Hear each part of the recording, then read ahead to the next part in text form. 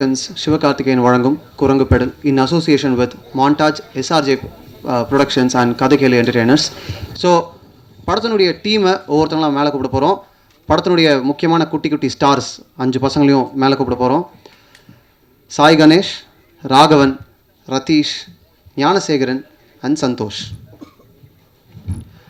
அடுத்ததாக படத்தினுடைய மூலக்கருவை நம்ம சைக்கிள் அப்படின்ற நாவல்லேருந்து டைரக்டர் எடுத்திருக்காங்க. ஸோ எழுத்தாளர் ராசி அழகப்பன் அவர்களை மேடைக்கு அழைக்கிறோம்.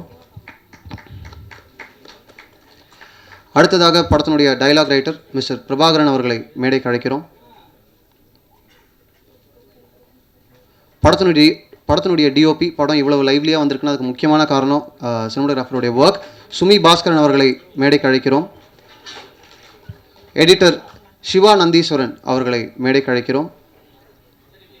அண்ட் இந்த படத்தில் லிரிக் ரைட்டராக ஒரு பயங்கரமான கான்ட்ரிபியூஷனை கொடுத்துருக்காரு டைரக்டர் பிரம்மா. முக்கியமான படைப்புகளை, இன்டென்ஸான படைப்புகளை நம்ம கொடுத்தவர் இந்த படத்தில் லிரிக் ரைட்டராக கான்ட்ரிபியூட் பண்ணியிருக்காங்க. அடுத்ததாக ஆக்டர் ஜென்சன் திவாகர் அவர்களை மேடைக்கு அழைக்கிறோம். ப்ரொடியூசர் சவிதா ஃப்ரம் மாண்டாஜ் அவர்களை மேடைக்கு அழைக்கிறோம். அடுத்ததாக co producer Sanjay from SRJ productions. SK ப்ரொடக்ஷன்ஸினுடைய கோ ப்ரொடியூசர் மிஸ்டர் கலை அவர்களை மேடைக்கு அழைக்கிறோம். படத்தினுடைய முக்கியமான சோல் ஆக்டர் காளி வெங்கட் அவர்களை அன்போடு மேடைக்கு அழைக்கிறோம். சிவகார்த்திகேயன் அவர்கள் சொன்ன மாதிரி படத்தினுடைய மிகப்பெரிய ஸ்ட்ரென்த் வந்து ஜிப்ரான் அவர்களுடைய இசையமைப்பாளர் ஜிப்ரான் அவர்களை மேடைக்கு அழைக்கிறோம். கடைசியாக இந்த ஈவெண்ட் நடக்கிறதுக்கு முக்கியமான காரணம் டைரக்டர் கமலக்கண்ணன் அவர்களை மேடைக்கு அழைக்கிறோம். ஸோ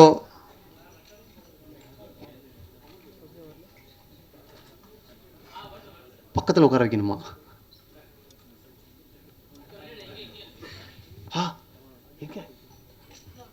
வேற இந்த பாய்ஸ் அங்கே இருக்காங்களா? சூப்பர். 5 பசங்களையும் ஒன்றா உட்காரச்சலாமா?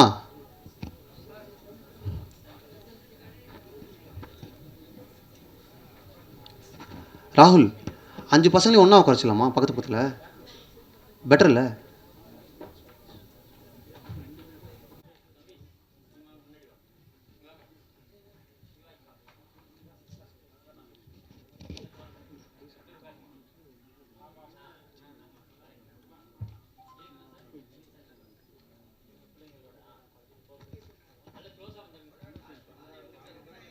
நீங்கள் எல்லோரும் அங்கேயே நில்லுங்க. பாய்ஸ் மட்டும் நீங்கள் தான் முதல்ல பேச போகிறீங்க. நீங்கள் தான் பேசி இந்த விழாவை ஸ்டார்ட் பண்ண போகிறீங்க. 50 டேஸ்க்குள்ளே ஒரு இதை சொல்லிக் கொடுத்தாரு. அவர் ஆக்ட் சொல்லிக் கொடுக்கலன்னா அந்த ஆக்டிங் வந்திருக்காது. அப்புறம் இந்த ஹோல் டீம் கூட எப்போ இந்த டே வரும்ன்ட்டு ரொம்ப நாள் வெயிட் பண்ணிட்டு இருந்தோம். இன்றைக்கி வந்திருக்கு. ரொம்ப ஹாப்பியாக இருக்கும். இதே மாதிரியே அடிக்கடி ஹாப்பியாக இருக்கணும்னு தேங்க் பண்ணிக்கிறேன். ஸோ ஸ்வீட்ரா தம்பி. டே best speech of the day already. அனைவருக்கும் வணக்கம். என் பேர் ரத்தீஷ்.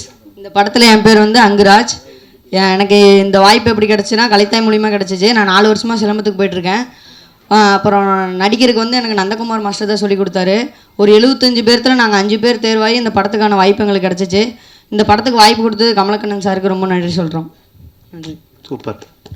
அடுத்து அனைவருக்கும் மாலை வணக்கம். என் பேர் ராகவன். இந்த கலைத்தாய் அறக்கட்டளைங்கிறது எனக்கு கிடைக்கலைன்னா இந்த வாய்ப்பே எனக்கு கிடச்சிருக்காது. இந்த பட வாய்ப்புங்கிறது நாங்கள் 100 பேர்த்துக்கிட்டே இருந்தோம். அந்த 100 பேர்த்துலேருந்து 5 பேர்த்து செலக்ட் பண்ணுறதுங்கிறது பெரிய விஷயம்னு எங்கள் வீட்டில் சொன்னாங்க. அதே தான் இந்த நாங்கள் ஒவ்வொரு கிளாஸ் அந்த நடிக்கிற கிளாஸ்ன்னு சொன்னாங்க. ஒவ்வொரு கிளாஸாக வச்சாங்க. அந்த கிளாஸில் ஒவ்வொரு கிளாஸ் கூட நான் தவறாமல் நான் போயிட்டு இருந்தேன். அந்த மூலியமாக தான் எனக்கு இந்த வாய்ப்பு கிடச்சிது. இந்த வாய்ப்பு கிடைக்கிறதுக்கு நான் ரொம்ப கொடுத்து வச்சுருக்கணும். ரொம்ப தேங்க்யூ. என் பேர் சந்தோஷ். படத்தில் வந்து என் பேர் மாரியப்பன். இந்த வாய்ப்பு எப்படி எனக்கு கிடச்சிச்சின்னா கலைத்தாய் அறக்கட்டளை மூலியமாக தான். இவங்க சொன்ன மாதிரி தான் 100 பேர்த்துலேருந்து 5 பேர்த்த தேர்வு செய்கிறது ரொம்ப கஷ்டம்தான். அப்படியும் நாங்கள் தேர்வு செஞ்சு இப்படி நடிக்க சொல்லி கொடுத்த நந்தகுமார் மாஸ்டருக்கு ரொம்ப நன்றி சொல்லிக்கிறேன். அடுத்து செலக்ட் பண்ணி எங்களுக்கு படத்தில் நடிக்க வச்ச கமலக்கண்ணன் சாருக்கும் நல்லா வாய்ப்பு எனக்கு கமலக்கண்ணன் சாருக்கு வாய்ப்பு கொடுத்துருக்கேன். நன்றி சொல்லிக்கிறேன். இது சூப்பர் சூப்பர் இத்தனை இதுக்கு முன்னாடி என்னால் பேச முடியல. சூப்பர்ரா. பெரிய இது ஸ்க்ரீன் முன்னாடி ஐயோ எனக்கு பேச்சே வரல. இது இந்த படத்தை இது எல்லாத்துக்கும் முன்னிலையும் நிறுத்தணும்னு உங்ககிட்ட கேட்டுக்கிறேன். தேங்க்யூ. Super super. என் பேர் ஞானசேகர். நான் வந்து 9ஆம் வகுப்பு படிக்கிறேன். இப்போ 10வது போக போகிறேன்.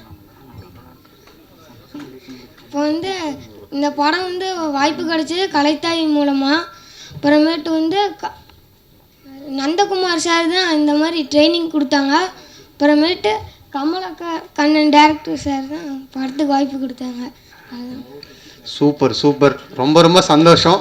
உங்களை முதல்ல பேச வச்சது தான் நான் பண்ண ஒரே உருப்படியான முடிவுன்னு நான் நினைக்கிறேன். அண்ட் நீங்கள் சொன்ன மாதிரி அடிக்கடி சந்தோஷமாக இருக்கணும். இது வந்து பெரிய டேக்அவே. எனக்கும் நீங்களும் அடிக்கடி சந்தோஷமாக இருக்கணும். இதே மாதிரி நிறைய நல்ல தருணங்கள் உங்களுக்கு அமையணுன்ற வாழ்த்தோட நன்றி சொல்லி அப்படியே உங்களுடைய சேரில் போய் உட்காருங்க. உங்களெல்லாம் ட்ரெயின் பண்ணார் இல்லையா கலைத்தாய், உங்களுடைய நந்தகுமார் மாஸ்டர், அவர் தான் அடுத்து பேச போகிறாரு. மாஸ்டர்.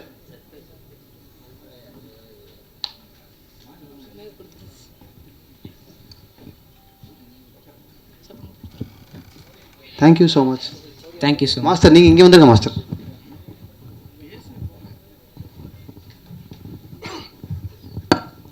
எல்லோருக்கும் வணக்கம். இந்த வாய்ப்பை எனக்கு கொடுத்தது வந்து கமலக்கண்ணன். எல்லோரும் என்னைய சொன்னாங்க, எனக்கு கொடுத்தது வந்து கமலக்கண்ணன். படத்தை பற்றி அவரே எல்லாம் சொல்லுவார்.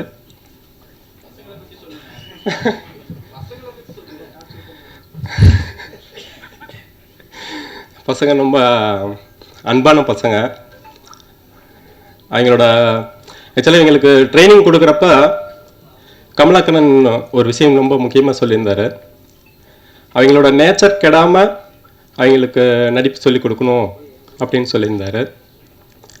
ஏன்னா ஒவ்வொரு குழந்தைகிட்டையும் ஒவ்வொரு விதவிதமான பூக்கள் மாதிரி அவங்கள ஒரே மாதிரியான பூ ஆக்கிடக்கூடாது அப்படிங்கிறதுல வந்து கமல் வந்து எப்போதும் வந்து கான்சியஸாக இருந்தார்.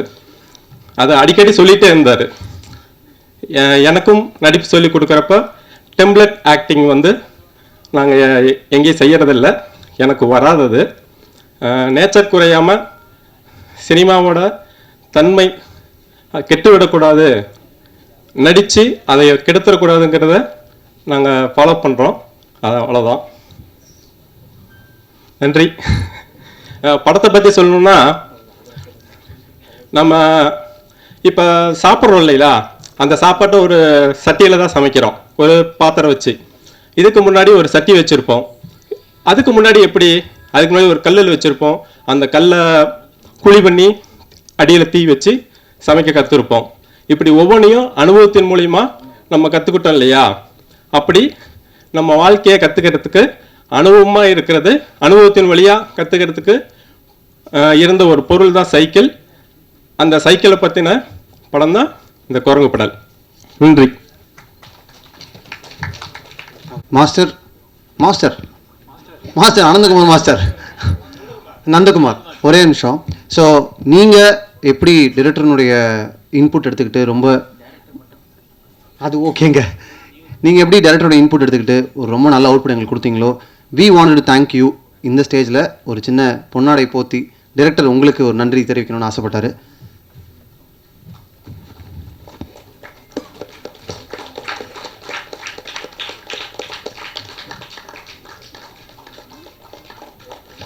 Thank you so much.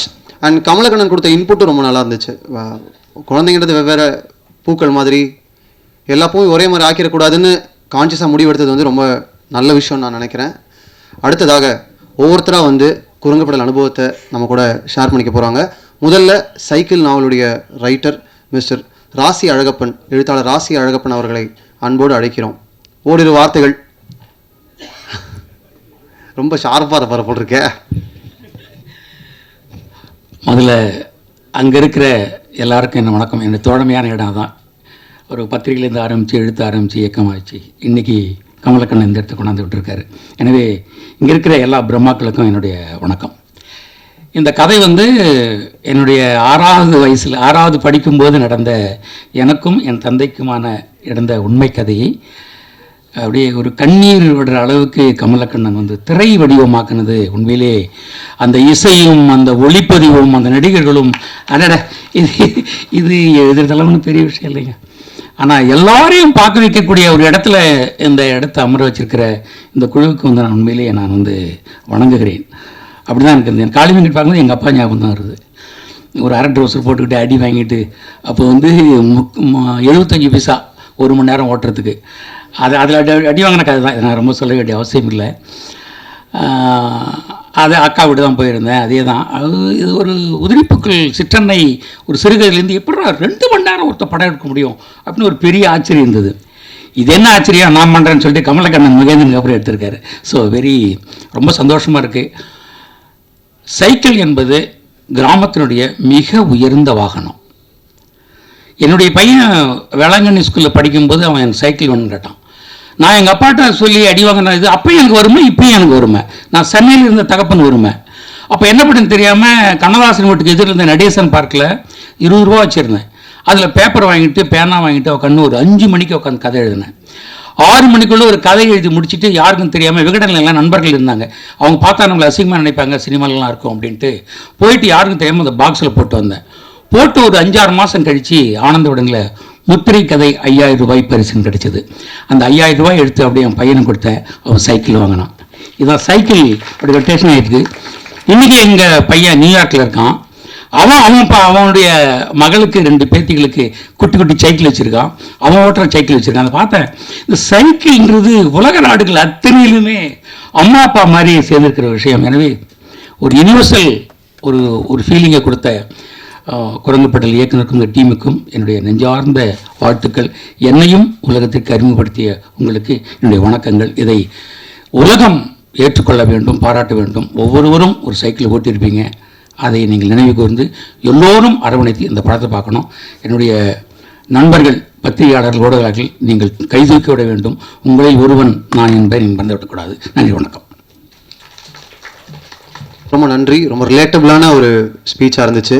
அண்ட் அடுத்ததாக டயலாக் ரைட்டர் பிரபாகரன் அவர்களை அன்போடு அழைக்கிறோம். எல்லாருக்கும் வணக்கம். ஆக்சுவலாக இப்போ என்ன ஃபீலில் இருக்குன்னா, அப்பாடா படம் ரிலீஸ் ஆக போகுது அப்படிங்கிற ஃபீலில் இருக்குது. ஏன்னா டைம் பீரியட் அது ஒரு பெரிய லாங் ப்ராசஸ் ஆகிடுச்சு. ஏன்னா பசங்களை பார்த்தீங்கன்னாவே தெரியும் படத்துக்கும் இப்போ இருக்கிற பசங்களுக்கும். ஸோ ஆனால் இது ஒரு கரெக்டான கையில் வந்து சேர்ந்து அவங்க மூலயமா ரிலீஸ் ஆகுது, கரெக்டான ஒரு டைமில் ரிலீஸ் ஆகுது அப்படிங்கிறது வந்து ரொம்ப சந்தோஷமாக இருக்குது. ஸோ அதுக்கு சிவகார்த்திகேயன் சார் அண்டு அந்த டீமுக்கு வந்து ரொம்ப நன்றி. பேசிக்காக இதில் ஸ்கிரிப்ட்லேருந்து ஆரம்பிக்கணும் இந்த ப்ராசஸை அப்படிங்கிறத வந்து நான் எப்படி பண்ணும் அப்படிங்கிற சின்ன ஒரு ஃபியூ மொமெண்ட்ஸ் ஷேர் பண்ணிக்கிறேன். ஸோ ஆக்சுவலாக நாங்கள்லாம் அந்த காலத்தில் அப்படின்னு சொல்லிட்டு யாராவது ஆரம்பித்தா ஐயோ பூமர்ஸ் பெருசு மொக்கை போட ஆரம்பிச்சிருக்கிறா அப்படின்னு சொல்லிட்டு நம்ம விலகி போயிட்டுருப்போம்ல. இந்த ஸ்கிரிப்டுக்கு ஆக்சுவலாக அவங்க தான் தேவைப்பட்டாங்க. ஏன்னா நாங்கள்லாம் அந்த காலத்தில் அப்படின்னு சொல்கிறவங்ககிட்ட வந்து ஒரு கதை இருக்குது, ஒரு நாஸ்டாலஜியாக இருக்குது, ஒரு எமோஷன்ஸ் இருக்குது. ஸோ அந்த மாதிரியான நாட்களையே நாங்கள் வந்து தேடி அவங்ககிட்ட வந்து கதைகள் எல்லாம் வந்து கலெக்ட் பண்ணி ரொம்ப இன்டெப்த்தாக இல்லைனாலும் சின்ன சின்ன எமோஷன்ஸ் நியூயான்சஸ் அதையெல்லாம் வச்சு நாங்கள் பேசிக்காக ஸ்கிரிப்டை ரெடி பண்ணோம். அதே ஒரு நல்ல எக்ஸ்பீரியன்ஸாக இருந்துச்சு. அப்புறம் ப்ரொடக்ஷனில் வந்து அந்த டைம் பீரியட் க்ரியேட் பண்ணுறது, அது ஸ்க்ரீன்லேயும் சரி இல்லை வந்து நடிக்கிறவங்க எல்லாத்துக்குமே அது உள்ளே கனெக்ட் ஆகணும், அது உள்ளே இருந்து வரணும் அப்படிங்கிறதுக்காக நாங்கள் எல்லாருமே அந்த பீரியடுக்குள்ளேயே போக ஆரம்பித்தோம். நிறையா தாடி மீசையெல்லாம் வச்சுக்கிட்டு தோலபோல சட்டை லுங்கி இதெல்லாம் கட்டிட்டு தான் நாங்கள் ஷூட்டிங்கே போவோம். ரொம்ப ஒரு கம்ஃபர்டான ஜோனை க்ரியேட் பண்ணி தான் வந்து அந்த பசங்களெல்லாம் வந்து இதுக்குள்ளே கொண்டு வர முடிஞ்சுது. ஏன்னா இதெல்லாம் டிப்பிக்கல் 2K கிட்ஸ். ஸோ அவங்களுக்கு அதை க்ரியேட் பண்ணுறதுக்கு நாங்கள் வந்து கொஞ்சம் கொஞ்சமாக அந்த மாதிரி மெனக்கெட்டோம். முக்கியமாக வந்து ஃபோன்ஸை வந்து மொபைல்ஸ் யூஸ் பண்ணுறதை வந்து அவங்ககிட்ட இருந்து கட் பண்ணோம். அதுவே வந்து அவங்ககிட்ட ஒரு நல்ல சேஞ்ச் தெரிஞ்சுது பசங்ககிட்ட இருந்து.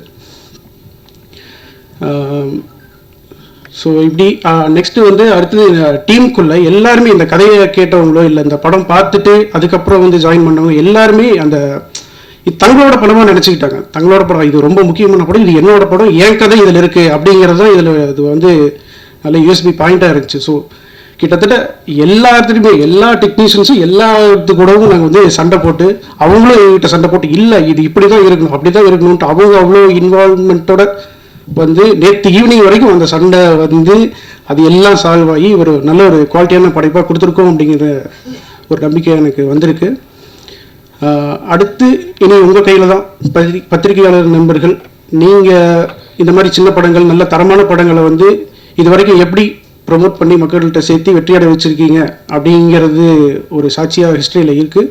அதே மாதிரி இந்த படத்தையும் நல்லபடியாக கொண்டு வந்து மக்கள்கிட்ட ரீச் பண்ணுவீங்க, வெற்றி அடைய வைப்பீங்க அப்படிங்கிற ஒரு நம்பிக்கை எனக்கு இருக்குது. நன்றி. அடுத்ததா படத்துடைய விஷுவல்ஸ், படம் பார்த்துட்டு இப்போ வெளில வந்தவங்க எல்லாருமே விஷுவல்ஸ் பற்றி பாராட்டி பேசுனீங்க. சினிமாட்டோகிராஃபர் சுமி பாஸ்கரன் அவர்களை அன்போடு அழைக்கிறோம். என்னங்க அச்சோன்னு சங்கோச்சமாக வரீங்களே. எனக்கு இந்த கேமரா முன்னாடி மைக், எல்லாருக்கும் வணக்கம். நமக்கு கேமரா மைக் இது ரெண்டையும் பார்த்தா ரொம்ப பயம் முன்னாடி நிற்கிறதுக்கு. அதனால் என்ன சொல்கிறதுல, சிவா ப்ரோ வந்து படம் பார்த்தோன்னே நான் உங்களுக்கு என்ன பண்ணும், இந்த படத்துக்கு என்ன பண்ணும் அப்படின்னு உடனே கேட்டார். ப்ரெசன்ட் பண்ணுங்க அப்படின்னு சொல்லி சொன்னோம்.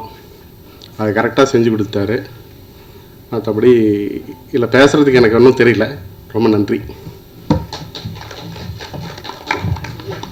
ஹீரோ முடிச்சா என்ன சொல்கிறது, நான் எப்போ யோசிக்கிறது. சூப்பர். அடுத்தது டைரக்டர் பிரம்மா அவர்களை அன்போடு அழைக்கிறோம். ஸோ நிறைய இன்டென்ஸான படங்களை நமக்கு அவங்க கொடுத்துருக்காங்க. இந்த படத்தில் லிரிக் ரைட்டராக கான்ட்ரிபியூட் பண்ணியிருக்காங்க. இந்த படத்தில் பாடலாசிரியராக ஒர்க் பண்ண அனுபவம். எல்லாருக்கும் வணக்கம். இந்த படத்தோட பாடலாசிரியருங்க எல்லாத்தையும் தாண்டி நான் அந்த படத்துடைய ஒரு ஃபேனாக தான் இந்த படத்தை பற்றி பேசணுன்னு ஆசைப்பட்டு வந்தேன். அதாவது சமீப காலங்களில் இல்லை ரொம்ப வருஷமாகவே சரி, தமிழ் சினிமாவில் குழந்தைகளுக்கான படம்ங்கிறது இல்லைங்கிற இல்லாமை ரொம்ப நாளாக இருந்துட்டு தான் இருக்கிறவங்களுக்கும் தெரியும் நினைக்கிறேன். என் பசங்களை நான் இன்றைக்கி ஸ்கூல்லேருந்து எங்கேயோ வந்துட்டு கொஞ்சம் வெளியில் எங்கேயாவது கூப்பிட்டு போகணும், போய் தேட்டருக்கு கூப்பிட்டு போனோம் அப்படின்னா நான் வந்து பசங்க விரும்பக்கூடிய படங்கள் எடுத்துகிட்டு போய் காட்ட ஆரம்பிச்சோம்னா அது வன்முறையான படமாக மட்டும்தான் இருக்குது. படத்தில் பேரெல்லாம் சொல்ல முடிய மாட்டேங்குது. ஏன்னா நம்மளும் இந்த இதே துறையில் இயங்க வேண்டியிருக்கு, இந்த துறையில் இயங்கிக்கிட்டே இருக்கான அடுத்த கட்ட வேலைகளை செய்ய வேண்டியிருக்குங்கிறதுனால. ஆனால் ஒரு சில படத்தில் சொல்லலாம். இப்போ வந்து ஓடிட்டுருக்கல ஒரு காட்ஸிலா எக்ஸ் காங்ன்ற படத்துக்கு தான் நானும் என் பையனும் கடைசியாக போயிட்டு வந்தோம். அவன் சந்தோஷமாக இருந்ததை நினச்சி எனக்கு கவலையாக இருந்துச்சு. ஆக்சுவலாக ஒரு பையன் வந்து பிள்ளை வந்து சந்தோஷமாக இருக்கிறத பார்த்து கவலைப்பட வேண்டிய கட்டாயத்தில் நான் மட்டும் இல்லை, நீங்கள் எல்லாருமே இருக்கீங்க, நம்ம எல்லாருமே இருக்கோம். ரொம்ப வருஷமாக இருக்கோங்கிறது தான் மிகப்பெரிய பிரச்சனையாக இருக்குது. இதை நம்ம தெளிவாக புரிஞ்சிக்க வேண்டிய கட்டாயம் இருக்குது. நம்ம பிள்ளைங்க வந்து இதே சமூகத்தில் தான் வந்து ஒரு குழந்தை அப்யூஸ் பண்ணப்படுது, ஒரு குழந்தையோட முகத்தில் ஆசிட் ஊற்றப்படுது, ஒரு பையன் இன்னொரு பையனை வெட்டுறான், கொல்றான், குத்துறான்.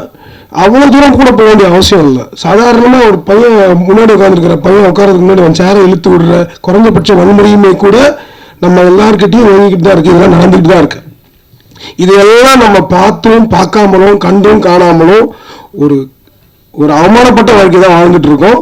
அதற்கு ரொம்ப முக்கியமான காரணம், முக்கியமான ஆட்களாக இருக்கிறது யாருன்னா நம்ம எல்லாருமே. முக்கியமாக இந்த அரங்கில் இருக்கக்கூடிய ஊடகவியலாளர்கள் எல்லாருமே தான் காரணம். நம்ம எந்த படத்தை எடுக்கிறோம், எந்த படத்தை ரசிக்கிறோம், எந்த படத்தை ஊக்குவிக்கிறோம், எந்த படத்தை நம்ம மக்கள்கிட்ட இன்னும் அதிகமாக கொண்டு போய் மேலும் மேலும் சேர்த்துட்டு இருக்கோம், எந்த படத்தை விமர்சிக்காம விடுறோம், எந்த படத்தை அளவுக்கு அதிகமாக விமர்சிக்கிறோம். இது எல்லாமே நம்ம எல்லாரும், நான் வந்து ஒருத்தர் தனியாக சொல்லிடல, நம்ம எல்லாரும் சேர்ந்து தான் செஞ்சுக்க வேண்டிய கட்டாயம் இருக்கு. ஸோ இன்னைக்கு குழந்தைகளுக்கான படங்கள், அதாவது குழந்தைங்களை வச்சு எடுக்கக்கூடிய படங்கள்லாம் குழந்தைகளுக்கான படங்கள் இன்னும் படித்த பெரிய மேதாவிகளை பேசிட்டு தீர்றாங்க. குழந்தைகளை வச்சு எடுத்துட்டு இருக்கிற படங்கள், அதாவது படத்தில் குழந்தைகள் வந்துட்டாங்கன்னாலும் குழந்தைகளை பற்றின சப்ஜெக்டை வச்சு ஒரு படம் வந்துருச்சுனாலே கூட அதை வந்து குழந்தைகளுக்கான படங்களாக நம்ம நினைச்சிட்டு இருக்கோம். குற்றம் கடிதம் என்னோட திரைப்படம், அது குழந்தைகளுக்கான படம் கிடையாது, குழந்தைகளை பற்றிய படம்.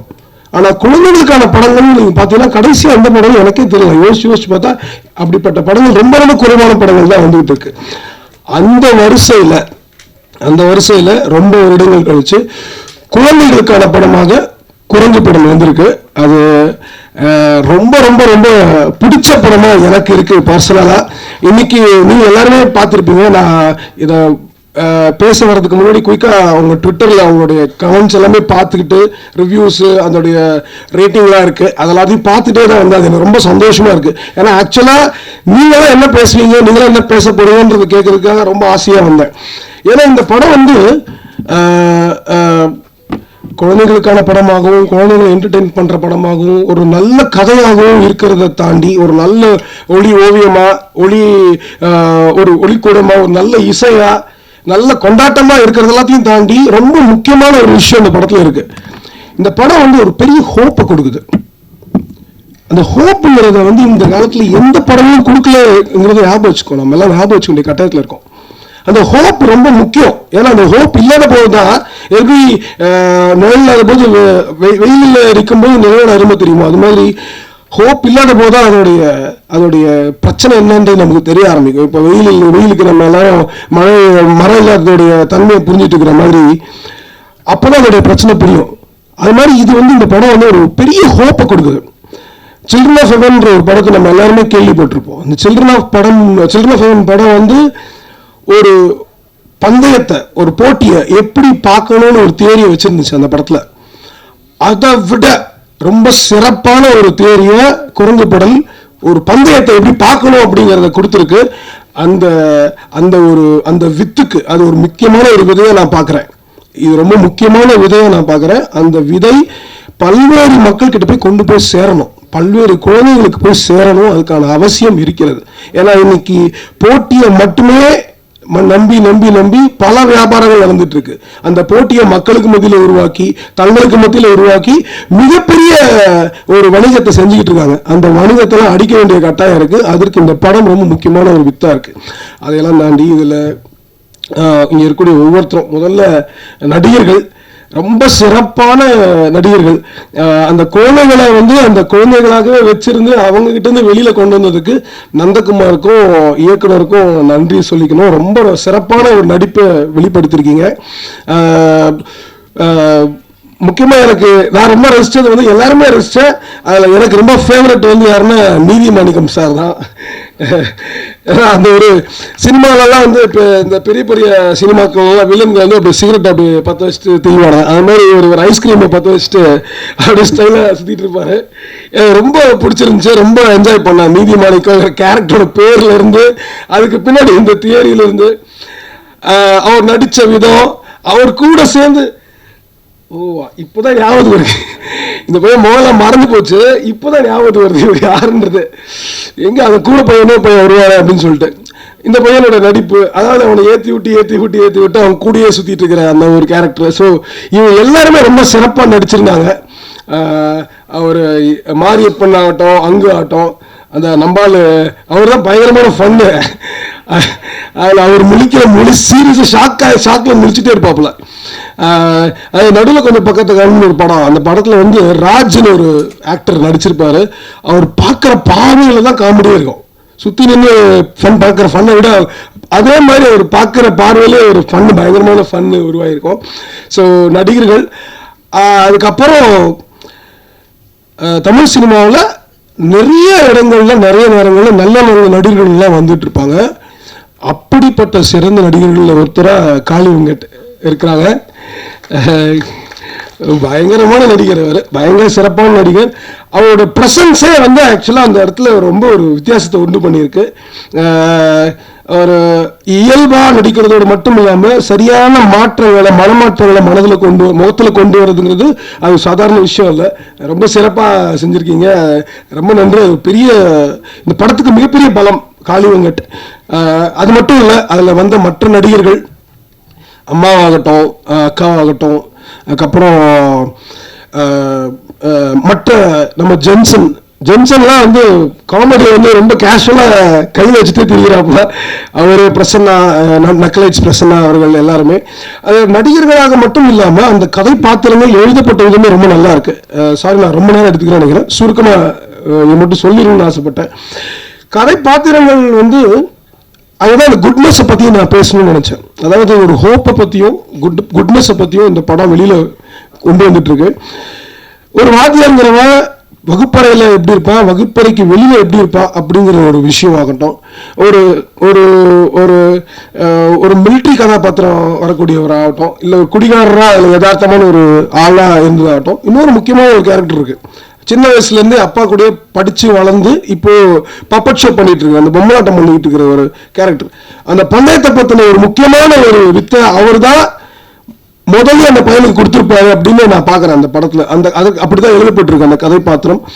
இந்த பாத்திரங்கள் ரொம்ப ரொம்ப சிறப்பான பாத்திரங்கள். இந்த பாத்திரங்களை குழந்தைகள் பார்க்க வேண்டும், உள்வாங்க வேண்டும்.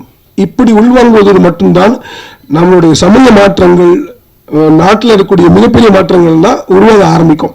ஸோ அந்த கதை பாத்திரங்களை உருவாக்கின இயக்குனருக்கும் எழுத்தாளர்களுக்கும் நன்றி. அப்புறம் எடிட்டர் அவர்களுக்கும், அப்புறமா பாஸ்கர் வந்து எனக்கு நிறைய நீண்ட நாள் நண்பர். இந்த இடத்துல சொல்லிக்கணும்னு ஆசைப்படுறேன். குற்றம் கடுதலை வந்து நாங்கள் எடுத்து முடிச்சு எல்லாம் வச்சிருந்ததுக்கப்புறம் ஒரு 3 நண்பர்களை கூப்பிட்டு காமிச்சோம். நலன்குமார் சாமி வந்தார், அதுக்கப்புறம் வந்து பாஸ்கர் வந்தார், அதுக்கப்புறம் வந்து ஸ்ரீனிவாஸ் கவினம் வந்தாங்க. 3 பேர் வந்து பார்த்தாங்க. எல்லாரும் பிடிச்சிருந்து பேசிட்டு போகும்போது இவன் மட்டும் எதுவும் பேசவே இல்லை. எந்திரிச்சு சட்டுன்னு ஒரு 500 ரூபாய் எடுத்து கொடுத்தாரு. உங்களுக்கு இந்த படத்துக்கு நிறைய காசு கிடைக்கும், ஆனால் நாம் கொடுக்குற முதல் காசு இதுதான் அப்படின்னு சொல்லி, அதாவது ஒரு படத்தை எப்படி விரும்புகிறாங்க, அந்த மனம் என்னவா இருக்கு அப்படிங்கிறதுக்கு எங்களுக்கு முதல்ல கிடைச்ச அந்த உற்சாகம். அதுக்கப்புறமா நிறைய அவார்டு வந்துச்சு, பணம் வந்துச்சு, ஏதோ வந்துச்சு. ஆனால் எங்களுக்கு கொடுத்த முதல் ரெக்கக்னிஷன் வந்து எங்கள் பாஸ்கர் தான், ஒளிப்பதிவாளர். அந்த அன்பை தான் நாங்கள் எப்படி ஈடு கட்ட போகிறோம்னே தெரியல. அதுக்கு தான் இன்னும் தவிச்சிட்டே இருக்கோம். மிகப்பெரிய ஒரு ஒரு படத்தோட விரும்பிங்கிறது மட்டும் இல்லாமல் ஒளிப்பதிவாக நீங்கள் மிக சிறப்பாக பண்ணியிருக்காரு. ரொம்ப திருப்தியான ஒரு ஒளிப்பதிவாக இந்த படத்தில் இருக்குது. யங்கர் ஜென்ரேஷன் ரொம்ப என்ஜாய் பண்ணுறாங்க. நான் நிறைய இன்னைக்கு பசங்களை பார்க்க வேண்டிய வாய்ப்பு இருந்துச்சு. குறும்படியில் ட்ரெய்லர் காமிச்சேன். நிறைய சின்ன பசங்க சினிமாட்டோகிராஃபி நல்லா இருக்குன்னு சொன்னாங்க, சின்ன பசங்க. ஸோ எல்லாருக்கும் வாழ்த்துக்கள். அப்புறம் நண்பர் ஜிப்ரான் அவர்கள், ஜிப்ரானுக்கு வந்து எப்படி நன்றி சொல்றதுன்னு தெரியல. ப்ளஸ் வெரி ப்ளசண்டான ஒரு அனுபவமாக இருக்குது. எடிட்டிங்க்கு முன்னாடி எடிட்டிங்க்கு அப்புறமாவும் படம் ரொம்ப சிறப்பான ஒரு படமாக அமைஞ்சிருக்கு. சொன்ன மாதிரி எனர்ஜெட்டிக்கான ஒரு படமாக மாறி இருக்கு. ரொம்ப நன்றி. அண்ட் பாடல்களுக்கு உங்களுடைய பாடல், அந்த இசைக்கும் பாடல் எழுதுகிற வாய்ப்பு கிடைச்சிது. அந்த வாய்ப்புக்கும் ரொம்ப நன்றி. அதை பற்றி நீங்கள் பேசுவீங்க, நான் பிரியப்படுறேன். ஏன்னா நான் பேசக்கூடாது, இப்போ அதை பற்றி நீங்களே பேசிடுங்க மரியாதையா. ஓகே. ஸோ அடுத்தது, இது படம் வந்து ஒரு விதையாக இருந்துச்சுன்னாலும் இந்த விதைக்கோட விதையாக இருந்தது ராசி அழகப்பன் ஐயாவுடைய கதை. அது உண்மையிலேயே அது அந்த படத்தில் வரக்கூடிய டைலாக் மாதிரி, படம் என்னவா இருந்தாலும் அந்த விதை அவர் போட்டது தான், அதை மாற்றுக்கிறது இல்லை. ஆனால் அதில் ரொம்ப சந்தோஷமான விஷயம் என்னன்னா, அதை சின்ன வயசில் இப்போ சொன்ன மாதிரி அந்த 6ஆம் கிளாஸில் நடந்த அனுபவத்தையே அதை பதிவாக செஞ்சதுங்கிறது வந்து இந்த படத்தில் இன்னும் வெளிப்பட்டு தான் இருக்குது. அந்த குழந்தைத்தன்மை அது வந்து எனக்கு என்ன, கமலக்கண்ணனுக்கு வந்து இப்படிப்பட்ட ஒரு குழந்தைத்தன்மை இருக்கிறதுனால என்னால் அதை கண்டுபிடிக்க முடியாது, ஆச்சரியமா இருந்துச்சு. ஆனால் அந்த கதைக்கான வித்து உங்ககிட்ட கூட இல்லை, உங்களுடைய 6ஆம் கிளாஸ் அந்த வயசுல இருந்த பழகிட்ட தான் இருந்திருக்கு. ஸோ அதில் இருந்த வித்து தான் இவ்வளோ பெருசாக வளர்ந்துருக்கு, இவ்வளோ பெரிய ஆலமரமாக இருந்திருக்கு. உங்களுக்கும் நன்றி. இதெல்லாம் தாண்டி இவ்வளவு பேர் இதில் வேலை பார்த்துருந்தாலும் இன்னைக்கு இத்தனை பேர்கிட்ட கொண்டு போய் சேர்க்கறதுக்கு, இந்த படத்தை வாங்கின, இந்த படத்தை எடுத்து மக்கள்கிட்ட கொண்டு போகிறதுக்கான அந்த முயற்சியை எடுத்திருக்கிற சிவகார்த்திகேயன் அவர்களுக்கு ரொம்ப ரொம்ப ரொம்ப நன்றி. ஏன்னா இந்த குட்னஸை அவர் ஒரு இடத்துல இருந்து அதை புரிஞ்சுக்கிட்டு அதை வெளியில் கொண்டு வந்துடணும்னு நினச்சிருக்காரு, அந்த ஹோப்பை வெளிப்படுத்தணும்னு நினச்சிருக்காரு. Hats off to him. Thank you so much. அனைவருக்கும் நன்றி.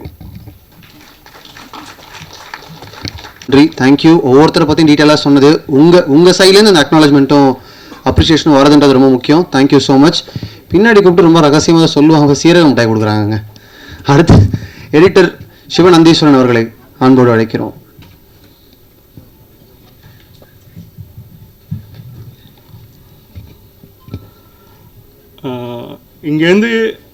இங்கேன்றது வந்து பெரிய தூரம் இல்லை, ரொம்ப ரொம்ப சின்ன தூரம் தான். ஆனால் அங்கே இருக்கிறதுக்கும் இங்கே இருக்கிறதுக்கும் நிறைய வித்தியாசம் இருக்குது. மேடை பேச்சுன்றது வந்து ஈஸி கிடையாது. நம்ம உட்காந்து ரசிக்க முடியும், ஒரு நாற்காலியில் உட்காந்து அங்கேருந்து ரசிக்க முடிஞ்சது. இங்கே வந்து பதற்றமாக இருக்கும், இவ்வளோ பேர் முன்னாடி பேசுகிறது. பத்திரிகையாளர்கள் எல்லாருக்கும் வணக்கம். நான் வந்து குழந்தைகளுக்கான படம் பண்ணுறதுன்றது எனக்கு ரொம்ப பிடிச்ச விஷயம். ஏன்னா இப்போது பிரம்மா சார் சொன்ன மாதிரி குழந்தைகள் இப்போ பார்க்குற படங்கள் எல்லாமே டிஸ்டார்ஷன் தான், உடைக்கிறது, அடிக்கிறது. இப்போ காட்ஸில்லா வந்து எல்லா பில்டிங்ஸையும் அடித்து நொறுக்குச்சுன்னா அந்த குழந்தை ஆசையாக பார்க்குது. ஒரு பைக்கில் வந்து ஃபாஸ்ட்டாக வந்து அருவாள் எடுத்து வெட்டிகிட்டே போனால் குழந்தைங்க பார்க்குது. குழந்தைகள் பார்க்கக்கூடிய படம்னு சொல்லிட்டு நாம் வந்து பெரியவங்க பார்க்குற படத்தை வந்து அவங்களுக்கு கூடவே நம்ம கூட்டிகிட்டு போய் அதை காமிச்சிட்ருக்கோம். குழந்தைகளுக்கான படம்ன்றது வந்து இப்போ இல்லை தான், உண்மைதான். அது சார் அதை அழகாக சொன்னாங்க, எல்லாமே டிஸ்டார்ஷன் தான். அது குழந்தைங்க வந்து நம்மளுடைய வேகத்தை வந்து அந்த குழந்தைகளும் இப்போ அந்த குழந்தைங்களும் வேகமாயிடுச்சு. எல்லாத்துக்கும் ஒரு பரபரப்பு, பொறுமையே கிடையாது. இப்போ ஒரு சினிமாவில் போய் தேட்டரில் உட்காந்தா கூட யாருக்குமே பொறுமை இல்லை. எடுத்தோடனே கதைக்குள்ளே போயிடணும், எடுத்துக்குள்ளே அடிச்சிடணும், எடுத்தோடனே உடைச்சிடணும் அப்படின்னு ரொம்ப பரபரப்பாக இருக்குது வாழ்க்கை. எல்லாத்துலேயுமே பரபரப்பு. ஒரு டிராஃபிக் சிக்னலில் இருந்தால் கூட ஆக்சுவலி வந்து சார் பேசுறது டிஸ்டர்பாக இருக்கா? ஒன்றும் இல்லை. அதாவது வந்து ஒரு சிக்னலில் நம்ம நின்னா கூட அந்த ஒரு 50 செகண்ட்ஸ் போகிறது கூட நம்மளுக்கு பொறுமை இல்லை. அதுக்குள்ளே நம்ம கீரை மாத்திரம், லைட்டாக மாத்திரம், என்னென்னமோ டென்ஷனாக வரும். நம்ம அந்த பரபரப்பான வாழ்க்கையில் அமைதியாக உட்காந்து பொறுமையாக ஒரு மணி நேரம் 1.5 மணி நேரம் செலவழிக்கிறதுன்றது வந்து நம்மளுக்கு இல்லை. இப்போது அது வந்து குழந்தைகளுக்குமே இல்லை.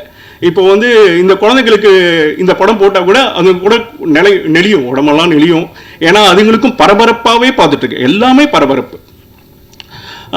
ஏன்னா அந்த சினிமாக்கள் வந்து இப்போ இருக்க சினிமா எல்லாமே அந்த குழந்தைகளை வந்து ஒரு வித நெருக்குதலில் வச்சிருக்கு. இயல்பான இயற்கையான குழந்தைகளை அறிவாளியாக ஆக்க நம்ம ரொம்ப முயற்சி பண்ணுறோம். ஆனால் குழந்தைகளை வந்து அவங்களுடைய அந்த எப்படி சொல்கிறது, அறியாமை தான் அழகு ஒரு குழந்தைக்கு. எப்பொழுதுமே ஒரு மரத்தை போய் தொடுறதோ, ஒரு இலையை போய் தொடுறதோ, ஒரு பூவை ரசிக்கிறதோ இப்போ எந்த குழந்தையும் பண்ணுறதில்லை. நீங்கள் எடுத்துன்னு போயிட்டு ஒரு மரத்தாண்ட குழந்தைய எடுத்துங்க, இதில் என்ன இருக்கு அப்படின்னு சொல்லிட்டு மொபைலில் தான் எடுக்கும். ஒரு பூவை அது தொட்டு கொடுங்க, அதுக்கு தொடு உணர்வுன்றது இப்போ இல்லை. அது எல்லாமே டிஜிட்டல் ஸ்க்ரீனில் தான் இருக்குது. அதோட விரல்கள் எல்லாமே டிஜிட்டல் ஸ்க்ரீன் தான் இருக்குது. அதாவது தொடு உணர்வு, அந்த இந்த பூவை தொட்டா என்னாகும், இந்த இலையை தொட்டானாவும், இது என்ன வாசமும் குழந்தைகிட்ட கிடையாது இப்போதைக்கு. அவங்களுக்கு எல்லாமே வந்து வாசமற்ற பொருள், தொடு உணர்வற்ற ஒரு ஒரு ஒரு செயற்கைத்தனமான வாழ்க்கை தான். நீங்கள் எந்த குழந்தையும் நீங்கள் காலையில் குழந்தை ஏஞ்சோடனே ஒரு நீங்கள் ஜன்னலை ஓப்பன் பண்ணிட்டு பாப்பா மாமரம் இருக்குது பாரு, வேடிக்கை பாரு, என் மாமரம் தான் இருக்குது தெரியும், அது என்ன இப்போ அப்படின்னு தான் பார்க்குவோங்க. அந்த சூழ்நிலை வந்து இப்போ போயிட்டுருக்கு. இன்னும் வருங்காலத்துலேயும் வந்து ரொம்ப பயமாக இருக்குது. இந்த டிஜிட்டல் உலகம் வந்து குழந்தைகளை என்னவா ஆக்கும், என்னவா மாற்றும் அவங்க அப்படின்ற ஒரு கவலை இருக்குது. அதே மாதிரி சந்தர்ப்பத்தில் நாம் வந்து நம்மளுக்கான ஒரு தேவை இருக்குது. இதே மாதிரி திரைப்படங்கள் நம்ம வந்து குழந்தைகளை பார்க்க வைக்கலாம். இந்த படம் நாங்கள் பண்ணிட்டதுனால இதை வந்து பாருங்க அப்படின்றதுக்காக சொல்ல, பொதுவாக இதே மாதிரி. ஏன்னா இப்போ நம்ம ஹாலிவுட் ஃபிலிம் சொல்லிட்டு இருக்கோம், ஆனால் அவங்க கண்ட்ரீஸ்லையுமே வந்து குழந்தைகளுக்கான படம் தனியாக இருக்குது. அதில் வன்முறை இருக்காது. பாம்பி இருக்குது. பாம்பி இப்போ எந்த குழந்தை பார்க்காது. பாம்பி எடுத்துன்னு போய் காமிச்சோன்னா பார்க்காது. அது இப்போ பார்க்கணும்னா காட்ஸில்லா தான் பார்க்கும். இப்போ 10ஆம் தேதி ரிலீஸ் ஆகும் போது பிளானட் ஏப்ஸ் அதுதான் பார்க்கும். ஏன்னா எல்லாத்துலேயும் அடித்து உடச்சி அதுக்கு ஆன்னு கத்துனா தான் பிடிக்குது. அப்போது இது மாதிரி சூழ்நிலையில் நம்மளுக்கு ஒரு சிறு பொறுப்புணர்வு இருக்குது. பேரண்ட்ஸாக நானும் 2 குழந்தைக்கு அப்பா, பேரண்ட்ஸாக நம்மளுக்கு ஒரு பொறுப்புணர்வு இருக்குது. குழந்தைகளுக்கு என்ன காமிக்கணும், என்ன கேட்கணும், என்ன பார்க்கணும் அப்படின்ற ஒரு பொறுப்புணர்வு நம்மளுக்கு ரொம்ப முக்கியம். அப்போது அந்த ஒரு பொறுப்புணர்வுக்கான ஒரு சின்ன ஒரு முயற்சி தான் இந்த படம். அதனால இந்த படம் சொன்னவனே, கமல் என்கிட்ட சொன்னவனே எனக்கு ரொம்ப பிடிச்சிருந்தது. குழந்தைகளுக்கான படம் இல்லை இப்போ.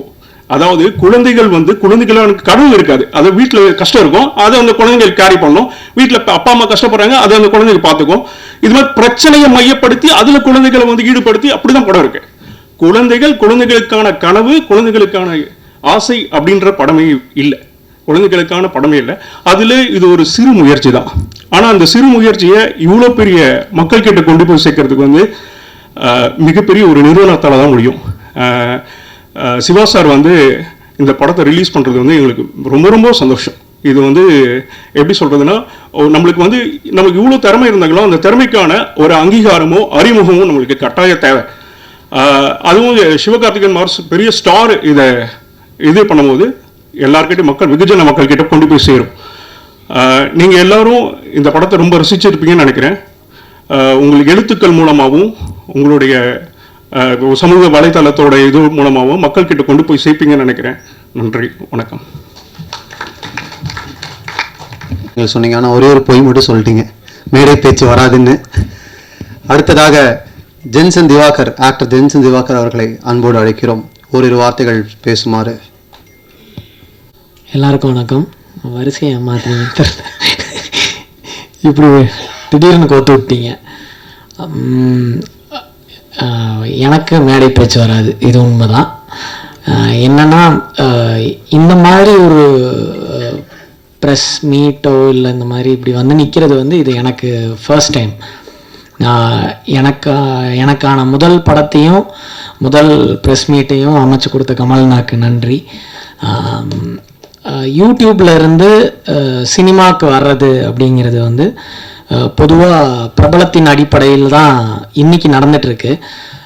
அதை தாண்டி நடிப்பின் அடிப்படையில் வர்ற ஒரு ஒரு ஒரு ஒரு ஆளாக நம்ம எல்லாரும் இருக்கணும் அப்படின்னு நக்லைட்ஸில் வந்து நாங்கள் ஆரம்பத்தில் இருந்தே அப்படி சொல்லி தான் நாங்கள் ட்ரெயின் பண்ணப்பட்டோம். வெறுமனே ஒரு ஒரு பேசிக் ஃபேமை வச்சுட்டு உள்ளே போய் யூ கான் சர்வைவ் அப்படிங்கிறது அது வந்து இங்கே சினிமாவில் வந்து திணறாமல் இருக்கிறதுக்கு பெரும் உதவியாக இருக்குது. அதுக்கு என்னோடய மென்டார் பிரசன்னாக்கு நன்றி. இந்த படத்தில் என் கூட நடித்தது, அவர் கூட இருந்தது வந்து மிகப்பெரிய தைரியத்தை கொடுத்துச்சு. இந்த படம் எந்த அளவுக்கு ப்ரீஸியாகவும் ப்ளசண்ட்டாகவும் இருக்கோ அதை விட டபுள் மடங்கு இந்த ஷூட்டிங் ப்ராசஸ் அப்படி தான் இருந்தது. காலையில் ஒரு 9-9:30 போய் நின்னோம்னா பொதுவாக பரபரப்பாக இருக்கிற ஒரு சினிமா செட்டு தான் பார்ப்போம். அங்கே வந்து ரொம்ப ரிலாக்ஸ்டாக, எங்களுக்கு அப்புறம் நிதானமாக லாங் ஷாட்டில் அப்படி மெதுவாக டைரக்டர் நடந்து வருவார். அப்படி வந்து இன்றைக்கி என்ன ஏன் அப்படிங்கிற மோட்லேயே தான் இருப்பாங்க. அதை விட லைட் பேக்காக நம்ம சினிமாட்டோகிராஃபர் உட்காந்துருப்பார். எப்போதுமே ஸ்க்ரீன் பேடை வச்சுட்டு சுற்றுற ஏடிஸ் எல்லாம் ஜாலியாக அந்த பக்கம் நின்று திண்ணையில் உட்காந்து இப்படி அவங்களுக்குள்ளே பேசிகிட்டு இருப்பாங்க. இப்படி தான் இருக்கும் அந்த அட்மாஸ்பியர். ஆனால் வேலை வந்து அன்னைக்கான சீன் எப்படி எடுத்து முடிக்கிறாங்கன்னே தெரியாது. எனக்கு வந்து இந்த அந்த அந்த ப்ராசஸே வந்து ஒரு யூடியூப்லேருந்து சினிமாவுக்கு போனால் ஒரு ஒரு ஒரு ஒரு பிக் இது இருக்கும்ல, அந்த அந்த அந்த ஏரியாவே எனக்கு கிடைக்கல இந்த படத்தில். அதே மாதிரி எப்படி நாங்கள் வீடியோ ஷூட் பண்ணுவோமோ அதே ப்ராசஸ் தான். என்ன ஒரு பெரிய கேமரா இருக்கும் அவ்வளோதான் அப்படிங்கிற மாதிரி. பெரிய கரெக்ஷன்ஸ் எல்லாம் எதுவுமே சொல்ல மாட்டார் கமலனா. அவர் பாட்டுக்கு அந்த மானிட்டர் பின்னாடி எப்படியோ உட்காந்துட்டே இருப்பார். நாட் ஓகேனாலும் அதே ரியாக்ஷன் தான் இருக்கும், ஓகேனாலும் அதே ரியாக்ஷன் தான் இருக்கும். அவருக்கு ஒருவேளை தெரியலையோ அப்படின்னு வட்டம் நடிக்கிறப்போ அது முதல் படம் ஒருவேளை இவருக்கு அப்படிங்கிற மாதிரிலாம் யோசித்தோம். ஆனால் அவரோட ஒரு 10 நாள் 15 நாள் நடிச்சிருப்போம். ஆனால் அவர் எப்படி அதை கன்சீவ் பண்ணுறாருன்னு இப்போ வரைக்கும் கண்டுபிடிக்க முடியல. ரொம்ப ரொம்ப ரிலாக்ஸ்டான, நான் வேலை செஞ்சதுலேயே ரொம்ப ரிலாக்ஸ்டான இயக்குனர் வந்து கமலனா தான். அதை விட சில்லான ஆள் நம்ம பிரபா. அவர் கூட அதுக்கேற்ற மாதிரியே ஆளை பிடிச்சாரா இல்லை அதனால் 2 பேரும் சேர்ந்த ஆளா என்னன்னு தெரில. அவரும் அதை விட சில்லாக இருப்பாங்க. ஸோ இது ஓவராலாகவே இந்த செட்டே வந்து ஒரு பயங்கர மெமரியை கொடுத்துச்சு. இந்த படத்தை விட எனக்கு அந்த ப்ராசஸ் தான் ரொம்ப இன்ட்ரெஸ்டிங்காக இருந்தது. அப்புறம் இதில் வந்து ஃபஸ்ட் டைம் காளி சாரை அப்போ தான் பார்க்குறேன் நான். ரொம்ப ரொம்ப ரசித்த வியந்து பார்த்த நடிப்பு திறனுள்ள ஒரு நடிகர். எனக்கு என்ன ஃபஸ்ட் டைம் அவர் வந்து டைலாக் பேசும்போது முணுமுணுன்னு பேசினார். எனக்கு வந்து எங்களுக்கு அது தெரியாதுல்ல. எனக்கு வந்து யூடியூப்பில் கத்தி பேசி ஏன்னா லைவ் சவுண்டுங்கிறதுனால எனக்கு அந்த ப்ராசஸே தெரியாது. எனக்கு அந்த டைலாக்கை எனக்கு என்ன எப்போ பேசுகிறாரு எப்போ அதுதான் எனக்கு காளி சார் கிட்ட ரொம்ப. அப்புறம் நாங்கள் அடுத்துன்னு 4 படம் இல்லை சார், 3 நான் நடித்தது 5. காளி சார் விளையாட்டாக கூட சொல்லார், அவன் நடித்தது 5 படம், அதில் 4 படம் என் கூட அப்படிம்பாரு.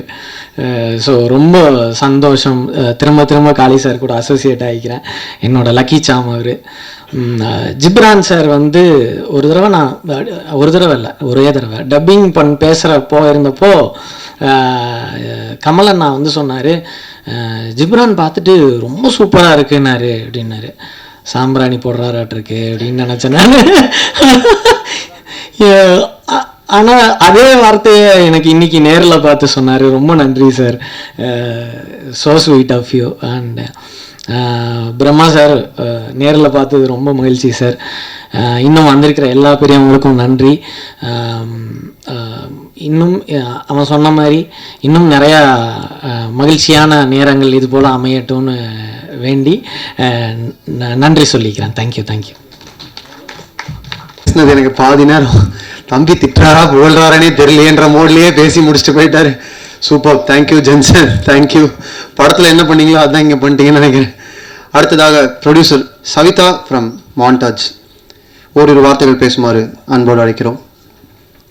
வணக்கம். எல்லாத்துக்கும் சொல்கிற மாதிரி தான், எனக்கும் பெருசாக பேசி பழக்கம் இல்லை. பட் எல்லாத்துக்கும் முன்னாடி வந்து இவ்வளோ பேர்த்துக்கும் நான் நன்றி சொல்லணும்னு நினைக்கிறேன். ஏன்னா ஒரு படம் எப்படி சொல்கிறது, ஒரு படத்தை எடுக்கிறதுங்கிறதே ஒரு பெரிய ப்ராசஸ். ஸோ அந்த ப்ராசஸில் நிறையா கட்டத்தில் எங்களுக்கு நிறைய பேர் உதவி செஞ்சுருக்காங்க. அதனால தான் இந்த படம் இன்றைக்கி இந்த இடத்துக்கு வந்திருக்குன்னு நான் நம்புகிறேன். ஸோ அதில் நன்றி சொல்கிறதுக்குங்கிறது ஒரு பெரிய லிஸ்ட் இருக்குது. ஃபஸ்ட்டு இந்த படம் ஆரம்பிக்கிறதுலேருந்து இப்போது இன்றைக்கி சிவகார்த்திகேயன் சார் வரைக்கும் நாங்கள் எல்லாத்துக்குமே ரொம்ப கிரேட்ஃபுல்லாக இருக்கோம். நன்றியை தெரிவிச்சுக்கிறோம்.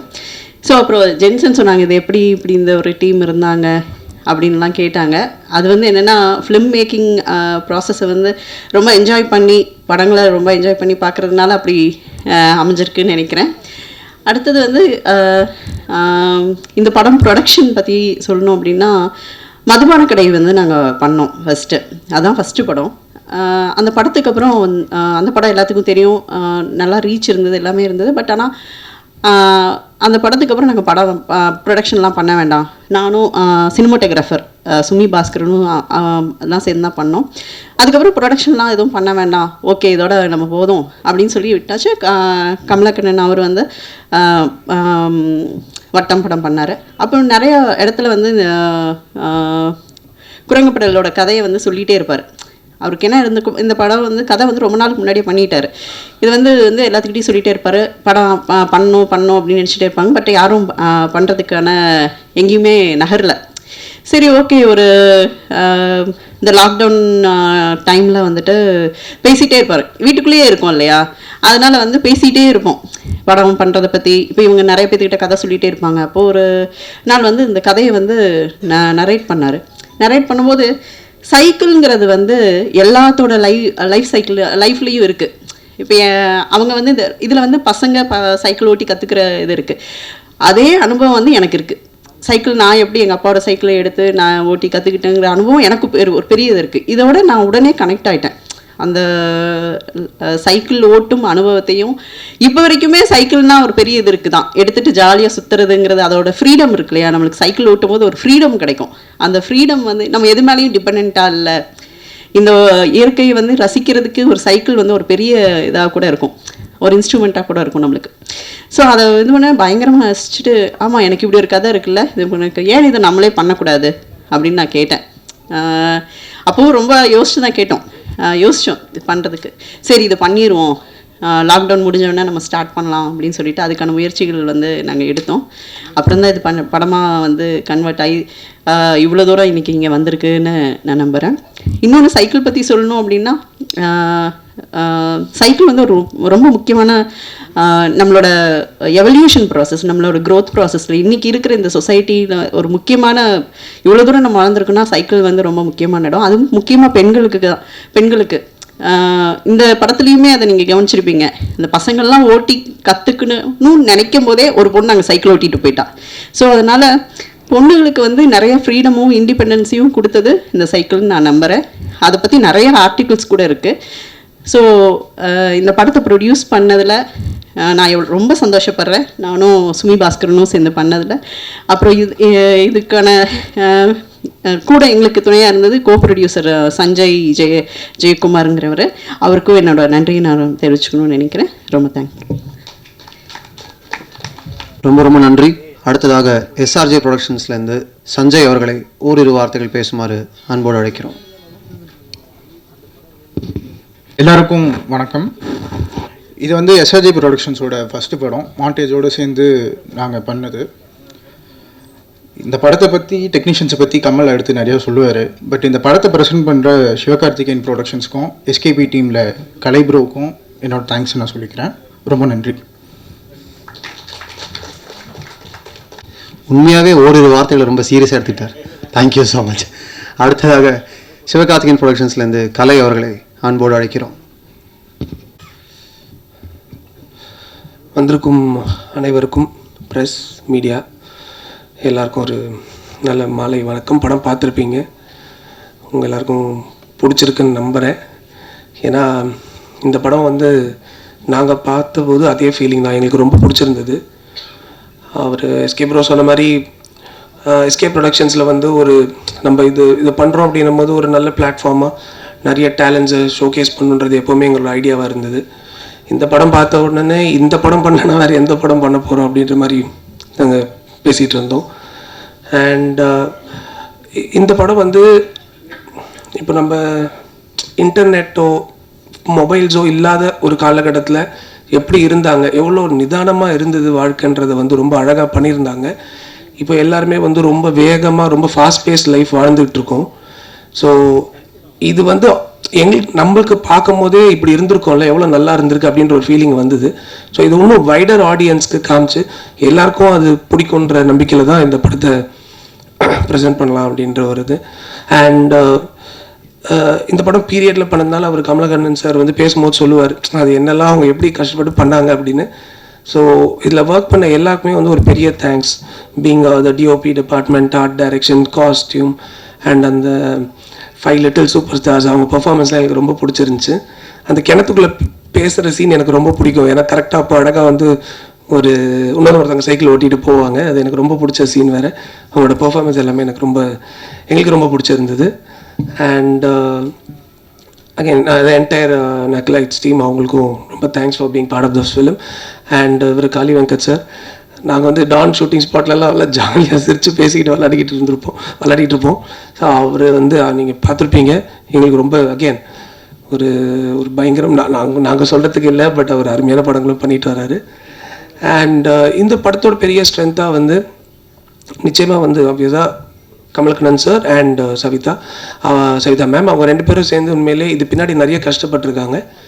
அண்ட் அது நீங்கள் படம் எனக்கு என்ன ரொம்ப சந்தோஷமாக இருந்துச்சுன்னா, இந்த படத்தை நான் என் பையனோட பார்த்தேன். அவன் அடுத்த நாள் வந்துட்டு எங்கள் பையன் அம்மாவோட பார்த்தேன். எங்கள் அம்மா வந்து படம் பார்த்துட்டு நைட்டு 2லேருந்து 3 மணி வரைக்கும் அவங்களோட சைல்டுஹுட் பேச ஆரம்பிச்சிட்டாங்க. எனக்கு தூக்கமாக வருது, பட் அவங்க பேசிக்கிட்டே இருக்காங்க. நான் அடுத்த நாள் அவருக்கு சொன்னேன், இந்த மாதிரி படம் பார்க்குறவங்க எல்லாருமே நினச்சி பேசிக்கிட்டே இருந்தாங்கன்னா உண்மையிலே நீங்கள் செம்மையாக பண்ணியிருக்கீங்க, அதனால அதாங்க ரிசல்ட் அப்படின்னு நாங்கள் பேசிகிட்டு இருந்தோம்.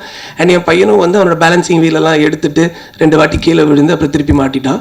ஸோ இந்த மாதிரி வந்து அந்த ரிசல்ட் வந்து நமக்கு பார்க்கும்போது ரொம்ப சந்தோஷமாக இருந்தது.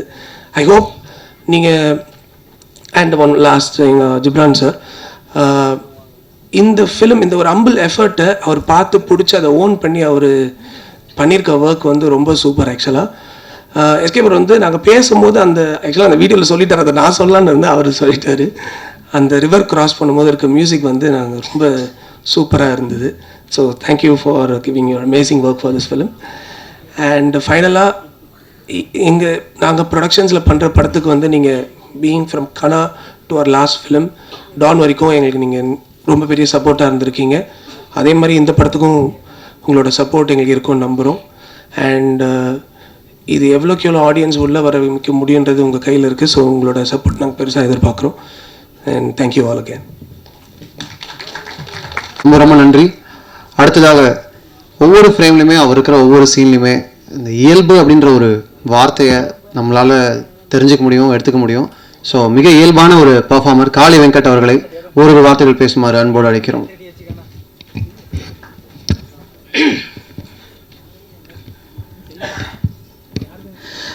எல்லாருக்கும் வணக்கம். நான் எப்பயுமே சொல்கிற மாதிரி இல்லை, இந்த படம் உண்மையிலேயே எனக்கு ரொம்ப முக்கியமான படம். நீங்கள் பார்த்துருப்பீங்க. இந்த படம் நிறையா கொடுத்துச்சு. அதுக்கு முன்னாடி ஒரு நன்றியை சொல்லிடணும், எல்லாம் ஒரு ஃப்ளோவில் மறந்துடுவோம். எஸ்கே ப்ரொடக்ஷனுக்கும் சிவகார்த்திகேயன் பிரதருக்கும் ரொம்ப நன்றி. எப்போ ஒரு சாதாரண ஒரு 10 ரூபாய்க்கு தண்ணி பாட்டில் வாங்கினா கூட என்ன லேபிள் ஒட்டிருக்குன்னு பார்ப்போம். அந்த மாதிரி உள்ளுக்குள்ளே இருக்கிற ப்ராடக்ட் வந்து எவ்வளோ ஸ்ட்ராங்காக இருந்தாலும் மேலே ஒட்டிருக்கிற லேபிள் ரொம்ப முக்கியம். அந்த வகையில் எஸ்கே ப்ரொடக்ஷனில் ரிலீஸ் ஆகிறது எங்களுக்கு ரொம்ப பெருமையாக இருக்குது, எங்கள் டீமுக்கு நான் நம்புகிறேன். இந்த படம் எனக்கு என்னோட வாழ்க்கையிலே ரொம்ப நெருக்கமான நிறைய விஷயங்களை வந்து தச்சு விட்டுருச்சு. நான் தான் ஃபஸ்ட் டைம் அவர் கமலக்கண்ணன் சார் அவருக்கும் நன்றி சொல்லிடுறேன். அப்புறம் நன்றி சொல்ல வந்துருப்பேன். இந்த படத்தில் வாய்ப்பு கொடுத்ததுக்கு நன்றி ஐயா. ஒரு நாள் ஒரு காஃபி ஷாப்பில் அந்த கோவிடுக்கு அப்புறமா மீட் பண்ணலாம், ஒரு கதை ஒன்று இருக்குது நான் சொல்கிறேன் அப்படின்னு சொல்லி சொன்னார். அதுக்கு முன்னாடி அவர் எங்கள் ஷெட்டில் ஆடும்போது பார்ப்போம், அவ்வளோதான். அப்போ அந்த கதை சொன்னோன்னே எனக்கு இது பயங்கரமாக உள்ளுக்குள்ளே ஏதோ ஒன்று நம்மளை வச்சு தச்சுக்கிட்டே இருக்குது, என்னை உள்ளே சேர்த்து வச்சுக்கிட்டே இருக்குது. அதில் ஒரு இன்சிடெண்ட் இருக்குது, நான் அது பின்னாடி வரும்போது சொல்கிறேன். அப்புறம் இதுலேருந்து குரங்குப்படல் வந்து கோவா ஃபெஸ்டிவலில் வந்து ஸ்க்ரீனில் செலக்ட் ஆகி அங்கே வந்து ஸ்க்ரீன் பண்ணப்போ ஒரு பயங்கரமான அப்ரிசியேஷன் கிடச்சி. அப்புறம் ஒரு ப்ரெஸ் மீட்டு, அது மறக்கவே முடியாது. நம்ம ஊரில் தான் வந்து இப்படி பேசிகிட்டு இருக்கோன்னா, நான் அங்கே நமக்கு வந்து வட இந்தியா, அவங்களுக்கு வந்து தென்னிந்தியா, அப்படி தான் இருக்குது தனித்தனியாக. இப்போ நம்ம வடக்குனாவே ஹிந்தின்னு தான் நினச்சிட்ருக்கோம். அப்போது நாங்கள் ஒரு 5 பேர் அந்த ப்ரெஸ் கிளப்லேருந்து எல்லோரும் உட்காந்துருக்கும்போது, ஒன்று ஹிந்தியில் பேசுங்க இல்லை இங்கிலீஷில் பேசுங்கன்னு சொல்லி அங்கே அந்த விரிவுரையாளர் எப்படி சொல்கிறதுன்னு தெரில, அவங்க வந்து சொல்கிறாங்க, ஹோஸ்ட் பண்ணுறவங்க. அப்போ ஒருத்தர் சொல்கிறாரு, 2லேயுமே பேச மாட்டேன், நான் மராத்தியில் தான் பேசுவேன்றாரு. இப்படி சொல்லுவீங்களா அப்படின்ட்டு அவர் உண்மையிலே கடைசியில் அவரோட படத்தை பற்றி மராத்தியில் தான் பேசினார். அதுக்கப்புறம் நான் தப்பிச்சுக்கிட்டேன், ஓகே நமக்கு 2மே வராது, அப்போ நான் தமிழில் தான் பேசுவேன். நான் சொன்னேன்னு எல்லோரும் அவங்கள கைத்திட்டாங்க. ஸோ இப்போ எல்லா இடத்துலையும் இருக்குதுன்னு நினைக்கிறேன். நம்ம தான் வடக்கு இருக்குன்னு நினச்சிட்டு இருக்கோம். ஆனால் உள்ளுக்குள்ளே அந்த ஒரு தனியாக அவங்களுக்கு இருக்கிற மொழி மேலே அவங்களுக்கு ஒரு அந்த பிடிப்பு இருக்க தான் செய்யுது. ஸோ அதை நான் அங்கே பார்த்தேன். அப்புறம் ரெட் கார்பெட்டில் நடந்து போகும்போது இது முடிஞ்சோடனே திருப்பி அடுத்த டீம் வந்து கிடா வந்தது. நான் அப்படி போனேன், இல்லை உங்களுக்கு முடிஞ்சிச்சு போங்க நீங்கள், அவ்வளோதான் முடிஞ்சிச்சு. அவங்க அந்த ஹோஸ்ட் சொன்னாங்க, இல்லை நான் இந்த படத்துலையும் நடிச்சிருக்கேன் அப்படின்னு. அங்கே ஒரு கன்ஃபியூஷன் ஆயிடுச்சு. ஆக்சுவலாக அந்த ஜூரிஸ்லாம் கூப்பிட்டு பாராட்டினாங்க, அதாவது நல்ல படங்களாக தேர்ந்தெடுத்துருக்கீங்க அப்படின்னு. ஆனால் உண்மையிலே சொல்ல போனால் நானாக இதை தேடி இது இப்படி எனக்கு இப்படி பிடிக்கணும், அந்த இடத்துல இப்படி ஒரு பண்ணி இப்படி காட்டிடணும் அப்படிலாம் நான் பண்ணல. யதார்த்தமாக அவங்க என்னை கூப்பிட்டு எனக்கு ஒரு வாய்ப்பு கொடுத்தாங்க. நான் இந்த இடத்துல வெங்கட்டு நன்றி சொல்லிக்கிறேன், கிடா டைரக்டருக்கும். அது மறக்க முடியாத மொமெண்ட்ஸ். அப்புறம் இதுக்குள்ளே இந்த படத்துக்குள்ளே நிறைய இடம் வந்து என்னையும் எங்கள் அப்பாவையும் வந்து கோர்த்துச்சு. எங்கள் அப்பா வந்து ஒரு கொத்தனார். அவர் வந்து அவரோட சம்பளத்தில் கொஞ்சம் கொஞ்சமாக மிச்சம் வச்சு ஒரு பழைய சைக்கிள் வாங்கி தான் ரெடி பண்ணார். இந்த படத்தில் இருக்கிற மாதிரியே ஒரு சைக்கிள் கடையில் ரொம்ப நாளாக ரிப்பேர் பார்க்காம கடந்து போன ஒரு சைக்கிளை 150 ரூபா நினைக்கிறேன். அது அந்த காசுக்கு வாங்கி தான் அதை ரெடி பண்ணி, அப்போது 50 ரூபா என்னமோ செலவாச்சு. அதை ரெடி பண்ணி அதில் தான் நாங்கள் சைக்கிள் கற்றுக்கிட்டோம். அதுக்கு முன்னாடி வாடகை சைக்கிள், அதுக்கப்புறம் தான் வாடகை சைக்கிள் எடுத்தோம். வாடகை சைக்கிள் ஓட்ட தெரியலன்னா கொடுக்க மாட்டாங்க, ஏன்னா கீழே போட்டு உடச்சிரோன்ட்டு. இந்த சைக்கிளில் பழகிட்டு அதுக்கப்புறம் வாடகை சைக்கிள் எடுத்துலாம் ஓட்டினோம். அது இல்லாமல் நிறைய அனுபவம் வந்து எங்களுக்குள்ளே இந்த கதைக்குள்ளே என்னை வந்து கோர்த்து தைச்சிச்சு. அதில் இன்னும் மறக்க முடியாத ஒன்று வந்து, நான் வந்து நீங்கள் பார்த்துருப்பீங்க, அந்த சீன் சொல்லாமான்னு தெரியல, ஓகே சொல்கிறேன். அந்த பையனை அக்கா வீட்டிலேருந்து கூப்பிட்டு வரும்போது, அந்த பொண்ணு வீட்டிலேருந்து அந்த பையனை வந்து கூப்பிட்டு வரும்போது ஒரு குச்சியை அப்படி உடைச்சிட்டு அப்படி அடித்து தரத்துற மாதிரி ஒன்று இருக்கும். இது வந்து எனக்கு நடந்தது. அப்போ ஸ்கூலுக்கு போகிறதுக்கு காசு கொடுத்தா தான், டெய்லி ஸ்கூலுக்கு போகிறதுக்கு 10 காசு கொடுப்பாங்க எங்கள் வீட்டில். அது ஏதாவது வாங்கிக்கிறதுக்கு அந்த மாதிரி நானும் எங்கள் அண்ணனும், ஏன்னா எனக்கு அப்போது நான் 1வது 2வது படிக்கிறேன். அப்போ எனக்கு வந்து தனியாக ஸ்கூலுக்கு போக முடியாது. ஏன்னா எங்கள் ஊர்லேருந்து பழங்கோட்டைன்னு இன்னொரு ஊருக்கு போகணும் ஸ்கூலுக்கு. எங்கள் ஊரில் ஸ்கூல் கிடையாது. அப்போ நடந்து போனோம், ஒரு கம்மா எல்லாம் கிராஸ் பண்ணி கம்மாக்கரை ஓரமெல்லாம் போனேன். தனியாக போகிறதுக்கு பயமாக இருக்குன்ட்டு இப்போ எங்கள் அண்ணனோட துணையோடு தான் நான் வந்து அந்த ஸ்கூலுக்கு போய் ஆகணும். இது வந்து வேறு வழியே இல்லை. இப்போ என்னென்னா, அன்றைக்கி வந்து எங்கள் அப்பா வந்து காசு கொடுக்கல, இல்லை சில்லறை இல்லை, இப்போ இன்றைக்கி ஒரு நாளைக்கு போங்க நாளைக்கு பார்த்துக்கலான்ட்டார். இப்போது இவர் வந்து நீ போய் அந்த 2 10 காசையும் வாங்கிட்டு வந்தால் அவனை கூட்டிகிட்டு போவேன், இல்லை விட்டுட்டு போயிடுவான்றாரு. சரி ஒரு வழியில் திருப்பி போய் எங்கள் அப்பாட்ட இந்த மாதிரி சொல்லிட்டேன், அண்ணன் நீ அந்த 10 காசு 2 பேரும் கொடுத்தா தான் நாங்கள் போவோம் அப்படின்னு. அவர் சொன்ன மாதிரி நான் சொன்னோன்னே அங்கேருந்து அந்த துண்டு, அந்த போட்டிருக்கிற துண்டு, அவர் எப்போயுமே துண்டு போட்டுப்பார் எங்கள் அப்பா. ஸோ அந்த துண்டை எடுத்துக்கிட்டு விரட்டினார். அப்படியே விரட்டும் போதே ஒரு கிட்டத்தட்ட ஒரு 3 கிலோமீட்டர் இருப்பாங்க. அங்கே பிடிச்ச ஓட்டம் ஸ்கூல் கேட்டு வரைக்கும் திரும்பி பார்க்காம ஓடினான். அப்போ ஒரு வந்து அந்த ஓட்டத்துக்கு காரணம் வந்து பின்னாடி வந்து துத்தி செடின்னு ஒரு செடி இருக்கும், அந்த செடியை உடச்சி அந்த குச்சி எடுத்துகிட்டு விரட்டினார் பாருங்க, அதில் அடித்தா பயங்கரமாக வலிக்கும். ஆனால் அவர் அடிக்கலை, எடுத்து உடச்ச உடனே பிடிச்ச ஓட்டம் தான். 3 கிலோமீட்டர் தாண்டி ஸ்கூல் கேட்டில் போய் தான் நின்னோம். அந்த மாதிரி நிறைய விஷயங்கள் வந்து இந்த படம் வந்து என்னை தச்சு வச்சிருச்சு உள்ள. அப்படி தான் எங்கள் அப்பா வீட்டில் இருந்த ஒரு சின்ன சின்ன குணாதிசயங்கள்லாம் இதுலேயும் தெரிஞ்சுருக்காங்க. அப்புறமா பார்த்தா எங்கள் அப்பா எனக்கு ஒரு டீனேஜ்லாம் வந்ததுக்கப்புறம் எங்கள் அப்பா ரொம்ப ஃப்ரெண்ட் ஆகிட்டார். ஃப்ரெண்டுனா பயங்கர ஜாலியான ஃப்ரெண்ட் ஆகிட்டார். அப்படியும் இவர் மாறிடுவார்னு நினைக்கிறேன். கடைசியில் அப்படி தான் மாறி இருப்பார். சைக்கிள் கற்றுக் கொடுக்குறாங்க. எனக்கு ரொம்ப முக்கியமான படம். ஒரு கோரிக்கையாகவே நான் வைக்கிறேன், இந்த படத்தை நீங்கள் எல்லாருக்கும் கொண்டு போய் சேருங்க அப்படின்னு. சேர்த்துருவீங்க, அது உங்கள் கடமையாக எடுத்துக்குவீங்கன்னு நம்புகிறேன்.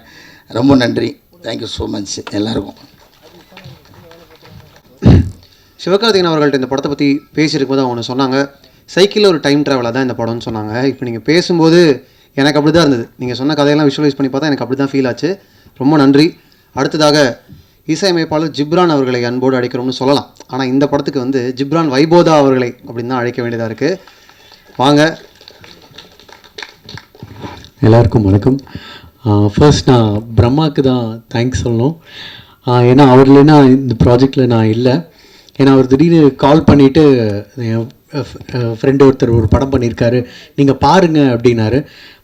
இல்லைங்க நான் கொஞ்சம் பிஸியாக இருக்கேன், என்ன படம் மியூசிக் இல்லை அதெல்லாம் கிடையாது, நீங்கள் சும்மா பாருங்கள் அப்படின்னு தான் சொன்னார், வேறு எதுவுமே சொல்லலை. சரி ஓகே, நான் படம் பார்த்த உடனே பயங்கரமாக ரொம்ப கனெக்ட் ஆகிடுச்சு. அது இந்த நிறைய பேர் சொன்ன மாதிரி நம்ம ஒரு மீசை முளைக்கிறதுக்கு முன்னாடி நம்ம பெரிய பையன் ஆகிட்டோம் அப்படின்னு சொல்கிற ஒரு விஷயம் வந்து சைக்கிள் ஓட்டுறது. ஸோ அது அந்த கனெக்டிவிட்டினால தான் டக்குன்னு நான் பேச ஆரம்பித்தேன். அப்புறம் பிரம்மா கிட்ட ரொம்ப நேரம் நான் பேசிகிட்டே இருக்கேன், இல்லைங்க படத்தில் இது நல்லா இருக்குது அது நல்லா இருக்குது அப்படின்னு. அப்புறம் அவர் சைலண்ட்டாகவே இருந்தார். அப்புறம் அவர்கிட்ட கேட்டேன், நீங்கள் படம் பார்த்துட்டிங்களா அப்படின்னு.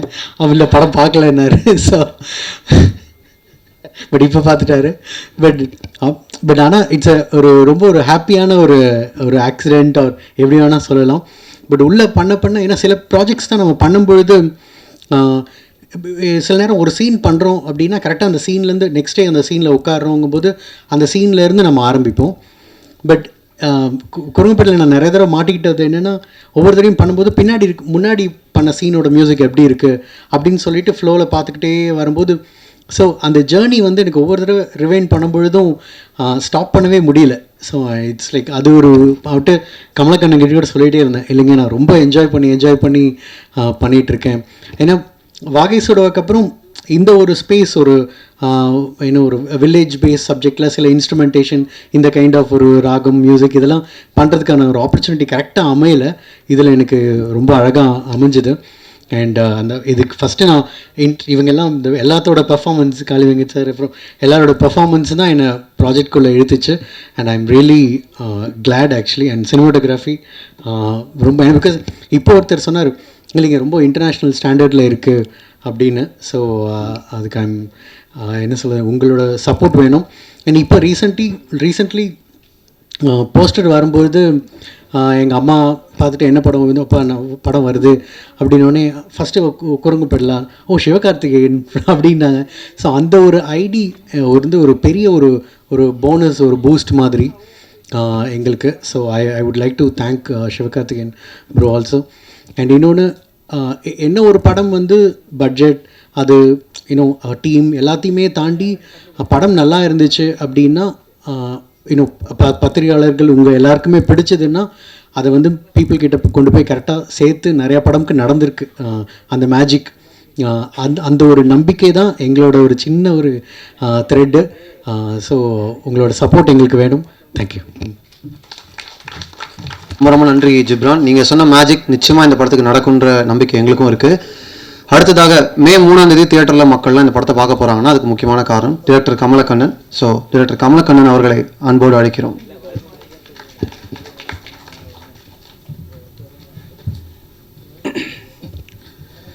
அனைவருக்கும் வணக்கம். இந்த கடைசியாக பேசுகிறதுல இருக்கக்கூடிய பிரச்சனை என்னென்னா, எல்லாத்தையும் எல்லாருமே பேசிடுவாங்க, நம்ம பேசுகிறதுக்கு ஒன்றும் இருக்காது. இந்த படம் வந்து ரிலீஸ் ஆகி எல்லாரும் பார்த்து நல்லா இருக்குன்னு சொல்லி அதுக்கப்புறம் மக்களுக்கு எந்தளவுக்கு போய் சேரணுமோ அது வந்து ஃபஸ்ட் லுக் வெளியிட்டப்பவே போய் சேர்ந்ததுக்கு காரணம் சிவகார்த்திகேயன் தான். அவருக்கு வந்து ஒரு மிகப்பெரிய நன்றி. ஏன்னா நிறைய ப்ரொடக்ஷன் ஹவுசஸ் வந்து இந்த மாதிரி படங்களை வந்து ப்ரெசென்ட் பண்ணியிருக்காங்க, டைரக்டர்ஸ் பண்ணியிருக்காங்க. ஆனால் ஒரு பெரிய ஸ்டார், டாப்பில் இருக்கிற ஸ்டார், அதுவும் குழந்தைகளுக்கு பிடிக்கக்கூடிய ஒரு ஸ்டார் வந்து ஒரு சின்ன படத்தை ப்ரெசென்ட் பண்ணுறப்ப அது வந்து அதுவும் அது வெற்றி அடைகிறப்ப இன்னும் நிறையா பேர் அந்த மாதிரி படங்களை வந்து மற்ற எல்லாருமே ப்ரெசென்ட் பண்ணுறதுக்கும் நிறைய பேர் எடுக்கிறதுக்கும் பெரிய சப்போர்ட்டாக இருக்கும். அது இந்த ஒரு படத்துக்கு மட்டும் இல்லாமல் இந்த இண்டஸ்ட்ரிக்கும் பார்க்குற ஆடியன்ஸுக்கும் பல்வேறு வகையான கதைகளையும் நிறைய புது படங்களையும் கொண்டு வந்து சேர்க்கும். அந்த ஒரு முக்கியமான காரணத்துக்காகவே சிவகார்த்திகேயன் ப்ரொடக்ஷனுக்கும் சிவகார்த்திகேயனுக்கும் கலைக்கும் மொத்த சிவகார்த்திகேயன் ப்ரொடக்ஷன் டீமுக்கும் மிகப்பெரிய நன்றி. அவங்க இல்லைன்னா இந்த படம் இந்த இடத்துக்கு வந்து சேர்ந்துருக்காது முதல்ல. அதனால் அது ஒரு முக்கியமான விஷயம். மிகப்பெரிய நன்றி. நீங்கள் எல்லாம் படம் பார்த்துட்டீங்க.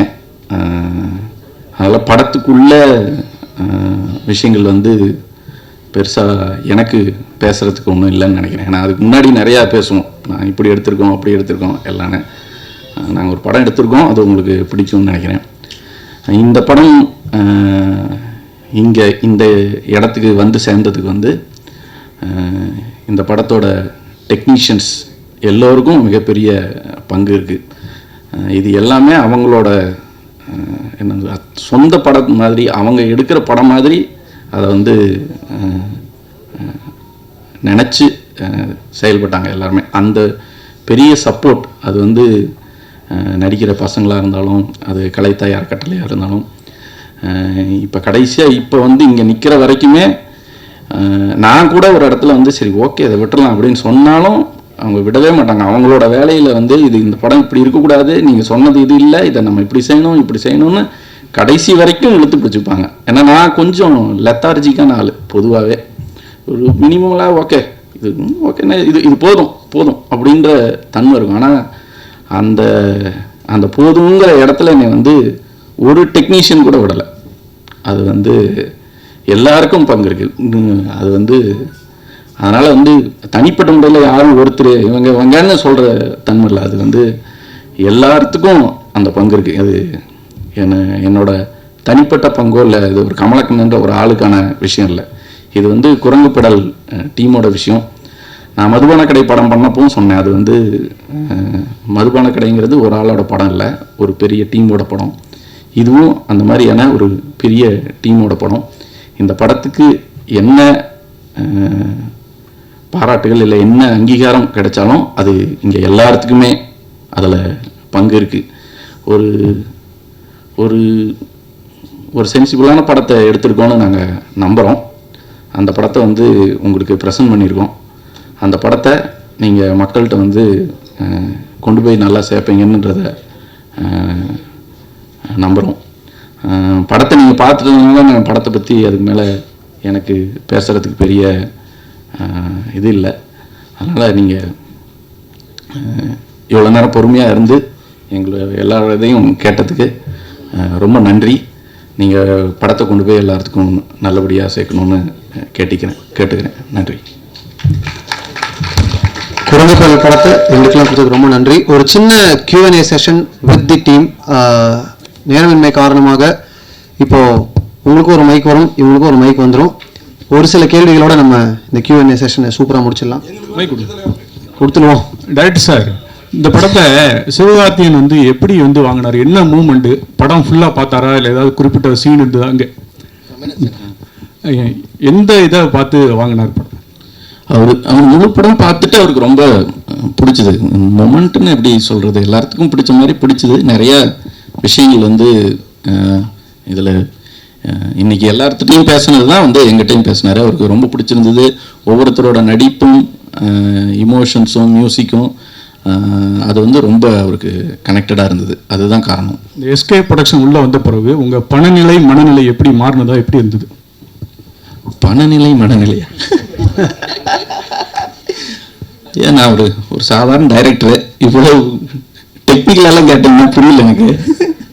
மனநிலையாக சந்தோஷமாக இருக்குதுங்க. ஒரு படத்தை எடுக்கிறோம், அந்த படம் வந்து பரவாயில்ல போய் எல்லாத்துக்கும் பார்த்துருவாங்க. ஏன்னா பெரிய சிக்கல் என்னென்னா, இப்போ மதுபான கடையில் என்னோட அனுபவம் படம் நல்லா இருக்குது ஆனால் எங்கே போய் பார்க்குறதுன்னு தெரியலன்னு கேட்டுட்டு இருந்தாங்க. இந்த படத்தை பார்த்துருவாங்க, அப்புறம் நல்லா இருக்கு நல்லா இல்லைங்கிறது அவங்க சொல்லலாம். பார்க்காமே யார் பாராட்டினாலும் அது வருத்தமாக தான் இருக்குது, திட்டினாலும் வருத்தமாக தான் இருக்குது. அதனால் இந்த தடவை எல்லாரும் பார்த்துருவாங்க. அதனால் அந்த வகையில் மகிழ்ச்சியாக தான் இருக்கிறேன். எல்லாரும் பார்த்துட்டா பணநிலை நல்லா இருங்கய்யா. சார் டேரக்டர் சார், அதேமாதிரி இப்போ உள்ள பசங்களாம் இங்கே யாரோ பேசுகிறப்ப சொன்னாங்க, இந்த சைடில் 2 வீல் வச்ச சைக்கிளில் போகிற பசங்களாக இருக்காங்க. குரங்கு படங்கிற டைட்டில் இப்போ நம்மள மாதிரி ஒரு 35-40 வயசுக்கு மேலே உள்ளவங்களுக்கு நல்லாவே பிடிக்கும். எனக்கும் படம் ரொம்ப பிடிச்சிருந்தது. நம்ம பசங்க அந்த படத்தை பார்க்குறது எந்த அளவுக்கு இருக்கும், இப்போ நம்ம தான் கூட்டு போக போகிறோம், அது வேறு விஷயம். ஆனால் வேறு ஏதாவது டைட்டில் இருந்தால் இன்னும் அவங்கள ரீச் பண்ணியிருக்குமே அப்படிங்கிறது கேள்வி. ஐயா, இது நம்மெல்லாம் நம்ம பசங்கிட்ட சொல்கிறதுக்காகவே எடுக்கப்பட்ட படம் தான்.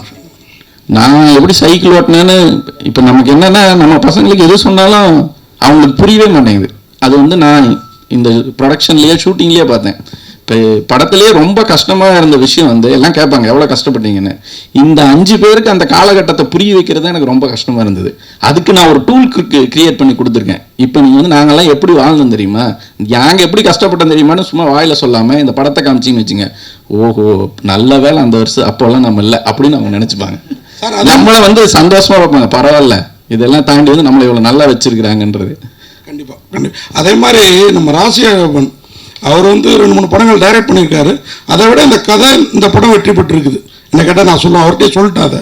ஆனால் அவர் மேடையில் பேசுகிறப்போ என் பையன் இப்போ நியூயார்க்கில் இருக்கான், ஆனால் நான் இன்னமும் ஒருமையில் இருக்கேன் அப்படின்னாரு. இப்போ சிவகார்த்திகேயன் படத்துக்குள்ளார வந்திருக்கிறாரு, 5000 அப்போவே ஆனந்த கடனில் வாங்கினதா சொன்னார். நீங்கள் இன்னும் சன்மானங்கள் இதெல்லாம் என்ன, ஏன்னா சிவகார்த்திகேயன் வேறு இப்போ வந்திருக்கிறாரு இல்லையா ஐயா. அவர் சைக்கிள் வாங்கி கொடுக்குறப்ப வறுமையில் இருந்தாருங்க, இப்போ வருமானு சொன்னார். அவர் அமெரிக்காவில் பையனை வச்சுட்டு அவர் எடுத்து கொடுக்குறேன். ஓகே சார்,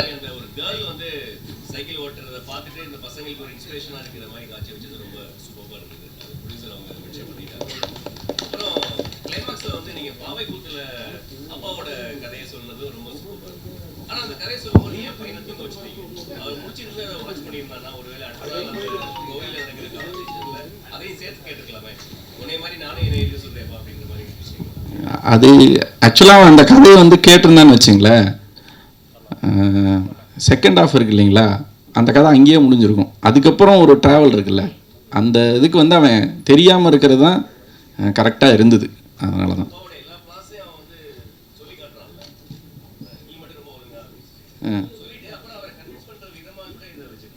இல்லை, அவனுக்கு ஏன் அவர் சைக்கிள் ஓட்டல, அவருக்கு அதில் பயம் இருக்கிறது தெரிஞ்சிருச்சுன்னா அப்புறம் அவர்கிட்ட நீ ஒழுங்கானு கேட்கறதுக்கான நியாயமே இல்லாமல் போயிடுது இல்லைங்களா. டைரக்ட் சார், இல்லை நம்ம நம்ம அப்பாவை பற்றி எல்லாம் எப்போ நம்ம புரிஞ்சுக்கிறோன்னா நம்ம அப்பா ஆகிறப்ப தான். ஸோ அதனால தான் கிளைமேக்ஸில் பையன் தூங்கிட்டு இருக்கிறப்ப அவர் சைக்கிள் வாங்கிட்டு இருக்காரு. அவன் கனவுல நினச்சிட்டு இருக்கிறான் சைக்கிளை, பொம்மை சைக்கிள் வச்சுக்கிட்டு, அவர் நிஜத்தில் வாங்கிட்டுறாரு. இதுதான் எல்லா அப்பாவும் பசங்களுக்கு செய்கிறாங்க. அதனால தான் அந்த ட்ராவல் அப்படி வந்திருக்குது ஸ்கிரிப்டில். அப்படி தான் நான் கன்சியூவ் பண்ணிக்கிட்டேன் படத்தை. டைரக்ட் சார், இங்கே சார் படம் யதார்த்தமாக இன்னைக்கு காலகட்டங்களில் எல்லாருமே பசங்க பார்க்கக்கூடிய படமாக எடுத்திருக்கீங்க. பட் ஆனால் இது மக்கள்கிட்ட எப்படி கொண்டு போய் ரீச் பண்ண போகிறீங்க? ஏன்னா இதே மே 3 அரண்மனை 4ம் ரிலீஸ் ஆக போகுது. ஸோ அதுக்கும் அதிகமான மக்கள் அதில் நட்சத்திர பட்டாளங்களாக உள்ளே வரதுனால நீங்கள் எப்படி இதை கொண்டு போய் மக்கள்கிட்ட சேர்க்க போகிறீங்க? எப்படி உள்ளே வருவாங்க? ஏன்னா இன்றைக்கி படம் பார்க்கறதுக்கு ஒரு விஜய், அஜித் அந்த மாதிரி இருந்தால் தான் உள்ளே வருவோம் அப்படின்ற இதுதான் சுச்சுவேஷன் தான் போயிட்டுருக்கு. ஏன்னா ரீரிலீஸ் படங்கள் தான் இன்றைக்கி ஓடிட்டுருக்கு தெரியும். இதை எப்படி நீங்கள் ரீச் பண்ணலாம்? ஐயா, மஞ்சுமோல் பாய்ஸில் யாருங்க நடித்தாங்க? பிரேமலு நமக்கு யார் தெரியும்? காந்தாரா வந்தப்போ நமக்கு யாரை தெரியும்? அரண்மனை 4 வெற்றி பெற வாழ்த்துக்கள்ங்க. பெரிய மரங்கள் இருக்கிற இடத்துல சிறு செடிகளும் சின்ன சின்ன பூச்செடிகளும் இருக்க தான் செய்யும். நான் அந்த மாதிரி பூச்செடி மாதிரி வந்திருக்கோம். கண்டிப்பாக நீங்கள்லாம் இருக்கிற நம்பிக்கையில் தான் வந்திருக்கிறோம். கரெக்டாக சொல்லணும்னா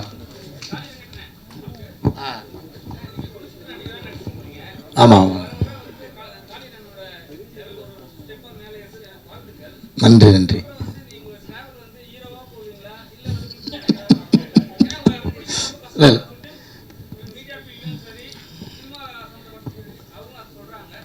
இல்லை பிடிக்கிறது கஷ்டமானலாம் இல்லை. எனக்கு ஷூட்டிங்கில் டைமில் மீடியா சந்திச்சிட யாரும் இன்டர்வியூ கொடுத்துட்டு தான் இருக்கேன். இல்லை இல்லை இல்லை நான் அதனால தான் என்ன போன சொல்லியிருக்கு இன்டர்வியூ கொடுத்தீங்களே இல்லை இல்லை அதான் ஐயா கிட்ட சொல்லிட்டு நான் அந்த ப்ரெஸ் மீட்டுக்கு கண்டிப்பாக நான் வர்றேன், ரொம்ப நாள் ஆச்சு எல்லோரும் மீட் பண்ணிட்டு நான் வரேன்னு சொல்லிட்டு தான் வந்தேன். ஹீரோ இப்போ நீங்கள் பார்த்தீங்கல்ல, இதில் என்ன ஹீரோ மாதிரியா தெரியுது என்ன பார்த்தா? ஐயோ அப்படிலாம் இல்லை. இது அந்த கதாபாத்திரம் என்ன சொல்லுதோ, டைரக்டர் என்ன சொல்கிறாரோ அதை பண்ணுறது தான். அந்த அந்த கதாபாத்திரோட அந்த அந்த நீளம் அளவு இருக்கு இல்லையா, அது ஒருவேளை பெருசாக இருக்கலாம், அவ்வளோதான். மற்றபடி எனக்கு அந்த ஸ்டார் அப்படின்ற நம்பிக்கை எனக்கு இல்லை. ரொம்ப நன்றி. Last question. பிரம்மா சார், நீங்கள் தமிழ் சினிமாவில் குழந்தைகளுக்கான படமே வரதில்லை, நம்ம வேறு மாதிரி எடுக்கும் அப்படிங்காங்க. நம்ம தமிழில் வந்து ரொம்ப கொண்டாடுற படம் வந்து அஞ்சலி. அது உங்கள் பார்வையில் குழந்தைகளுக்கான படமா இல்லையா? இல்லையா சார்? என்ன காரணம் சொல்லு? அது குழந்தைகளுக்கான படம்னு சொல்ல முடியாது. குழந்தைங்களை பற்றின படம், குழந்தைகளை பற்றின படம். நம்ம அடல்ட்ஸாகவும் நிறைய பேர் என்ஜாய் பண்ணாங்க. அதில் என்னென்னா நிறைய குழந்தைகள் இருந்தாங்க. அந்த குழந்தைங்களோட குழந்தைங்களாம் பார்த்து என்ஜாய் பண்ணுறது நிறைய குழந்தைகளும் நம்ம இருந்தோம் அப்போ அந்த டைமில். அப்போ போய் பார்த்தோம். ஆனால் குழந்தைகள் பார்த்து என்ஜாய் பண்ணுறதுக்கான படங்கள் ஏகப்பட்ட படங்கள் இருக்குது. அதாவது தமிழில் இல்லாத மற்ற மொழிகளில் இப்போ நீங்கள் அனிமேஷன் மூவிஸாக மட்டும் இல்லாமல் ரியல் கேரக்டர்ஸை வச்சு நடிக்கக்கூடிய படங்களாக ரொம்ப நிறைய நல்ல நல்ல படங்கள் இருக்குது. லிட்டில் மிஸ் சன்ஷைன்னு ஒரு ஃபிலிம் இருக்குது. அதாவது நீ எதுவாக இருந்தாலும் சரி, உன்னோட தகுதி என்னவாக இருந்தாலும் சரி, பார்ட்டிசிபேஷன் முக்கியன்றதை பற்றின ஒரு படம் அது. ஸோ இது மாதிரி நிறைய படங்கள் மற்ற மொழிகளில் நிறைய வந்துக்கிட்டு இருக்கு, நம்ம மொழிகளையும் வரணும் அப்படிங்கிறத நோக்கம். அதனால் இந்த வித்தியாசத்தை நம்ம புரிஞ்சுக்க வேண்டிய தேவை இருக்குது. குழந்தைகளுக்கான படம்னு ஒன்று இருக்குது, குழந்தைகளை பற்றிய படங்கள்னு ஒன்று இருக்குது. அதனால நம்ம குழந்தைகளுக்கான படங்கள் நம்ம நிறைய கொடுக்குது. இன்னும் சொல்ல போனால் அது ஒரு தேவையாக இருக்கிறது மட்டும் இல்லை, கமர்ஷியலாக அதுக்கான ஒரு பெரிய பொட்டன்ஷியலும் இருக்குது. அது நம்ம எல்லாருமே புரிஞ்சுக்கிட்டு இருக்கு. ஏன்னா குழந்தைங்க அவ்வளோ பெரிய மார்க்கெட், இந்த ப்ராடக்ட்டுங்க இல்லை எல்லா ப்ராடக்ட்டுக்கும். அப்படி ஒரு கமோடிட்டியாக பார்த்தாலுமே கூட அதுக்கு ஒரு பெரிய மார்க்கெட் இருக்குது. அந்த வகையிலேயே நம்ம நிறைய குழந்தைகளுக்கான படங்கள் பண்ணணும் அப்படிங்கிறது என்னுடைய தாழ்மையான கருத்து. ரொம்ப நன்றி. டைரக்டர் சார், அது கொங்கு தமிழன் இந்த படத்துக்கு, ஏன்னா ராசியழப்பன் கதையில் கொங்கு தமிழ் எனக்கு தெரியல, ஏன் தேர்ந்தெடுத்தீங்க? ரொம்ப நல்லா இருந்தது. ஆனால் அந்த எச்சாங்கிறது எக்ஸ்ட்ராங்கிற மீனிங் புரியாது. இப்போ நாங்கள் படித்தா எனக்கு கொஞ்சம் புரியும்னு வச்சுக்கோங்களேன். அந்த மாதிரி வார்த்தைகளுக்கு இன்னும் கொஞ்சம் தெளிவாக இருந்திருந்தால் இன்னும் நல்லா ரீச் ஆகுமே. ஆனால் கொங்கு தமிழ் பிரமாதமாக இருக்குது, இந்த நெசவு அதெல்லாம் ரொம்ப நல்லா இருக்குது. ஏன் அந்த இடத்த தேர்ந்தெடுத்தீங்க? கதைக்கலாம் தான் அது நான் பிறந்து வளர்ந்த ஏரியா, எனக்கு கொஞ்சம் ஈஸியாக இருந்தது. அதை நீங்கள் ஏற்கனவே ரசித்து இருந்ததுனால அது ஒர்க் ஆகும்னு சொல்லி தான் எடுத்தாங்க.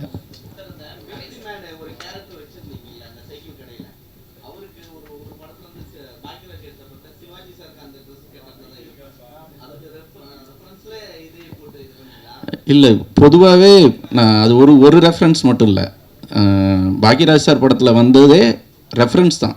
ரியலிஸ்டிக்காக நம்ம ஊர்களில் எல்லாரும் பெரும்பான்மையானவர்கள் மிலிட்ரியிலேருந்து வந்தவங்க நிறைய கிராமங்களில் வந்து சைக்கிள் கடை வச்சுருந்தாங்க. அதுக்கு காரணம் என்னென்னா, அந்த காலகட்டத்துக்கான தொழில்நுட்பம் இருக்கு இல்லையா, அதுக்கான டெக்னாலஜியை மிலிட்ரியில் இருந்தவங்களுக்கு அவங்களுக்கு ப்ராக்டிஸ் கொடுத்தாங்க.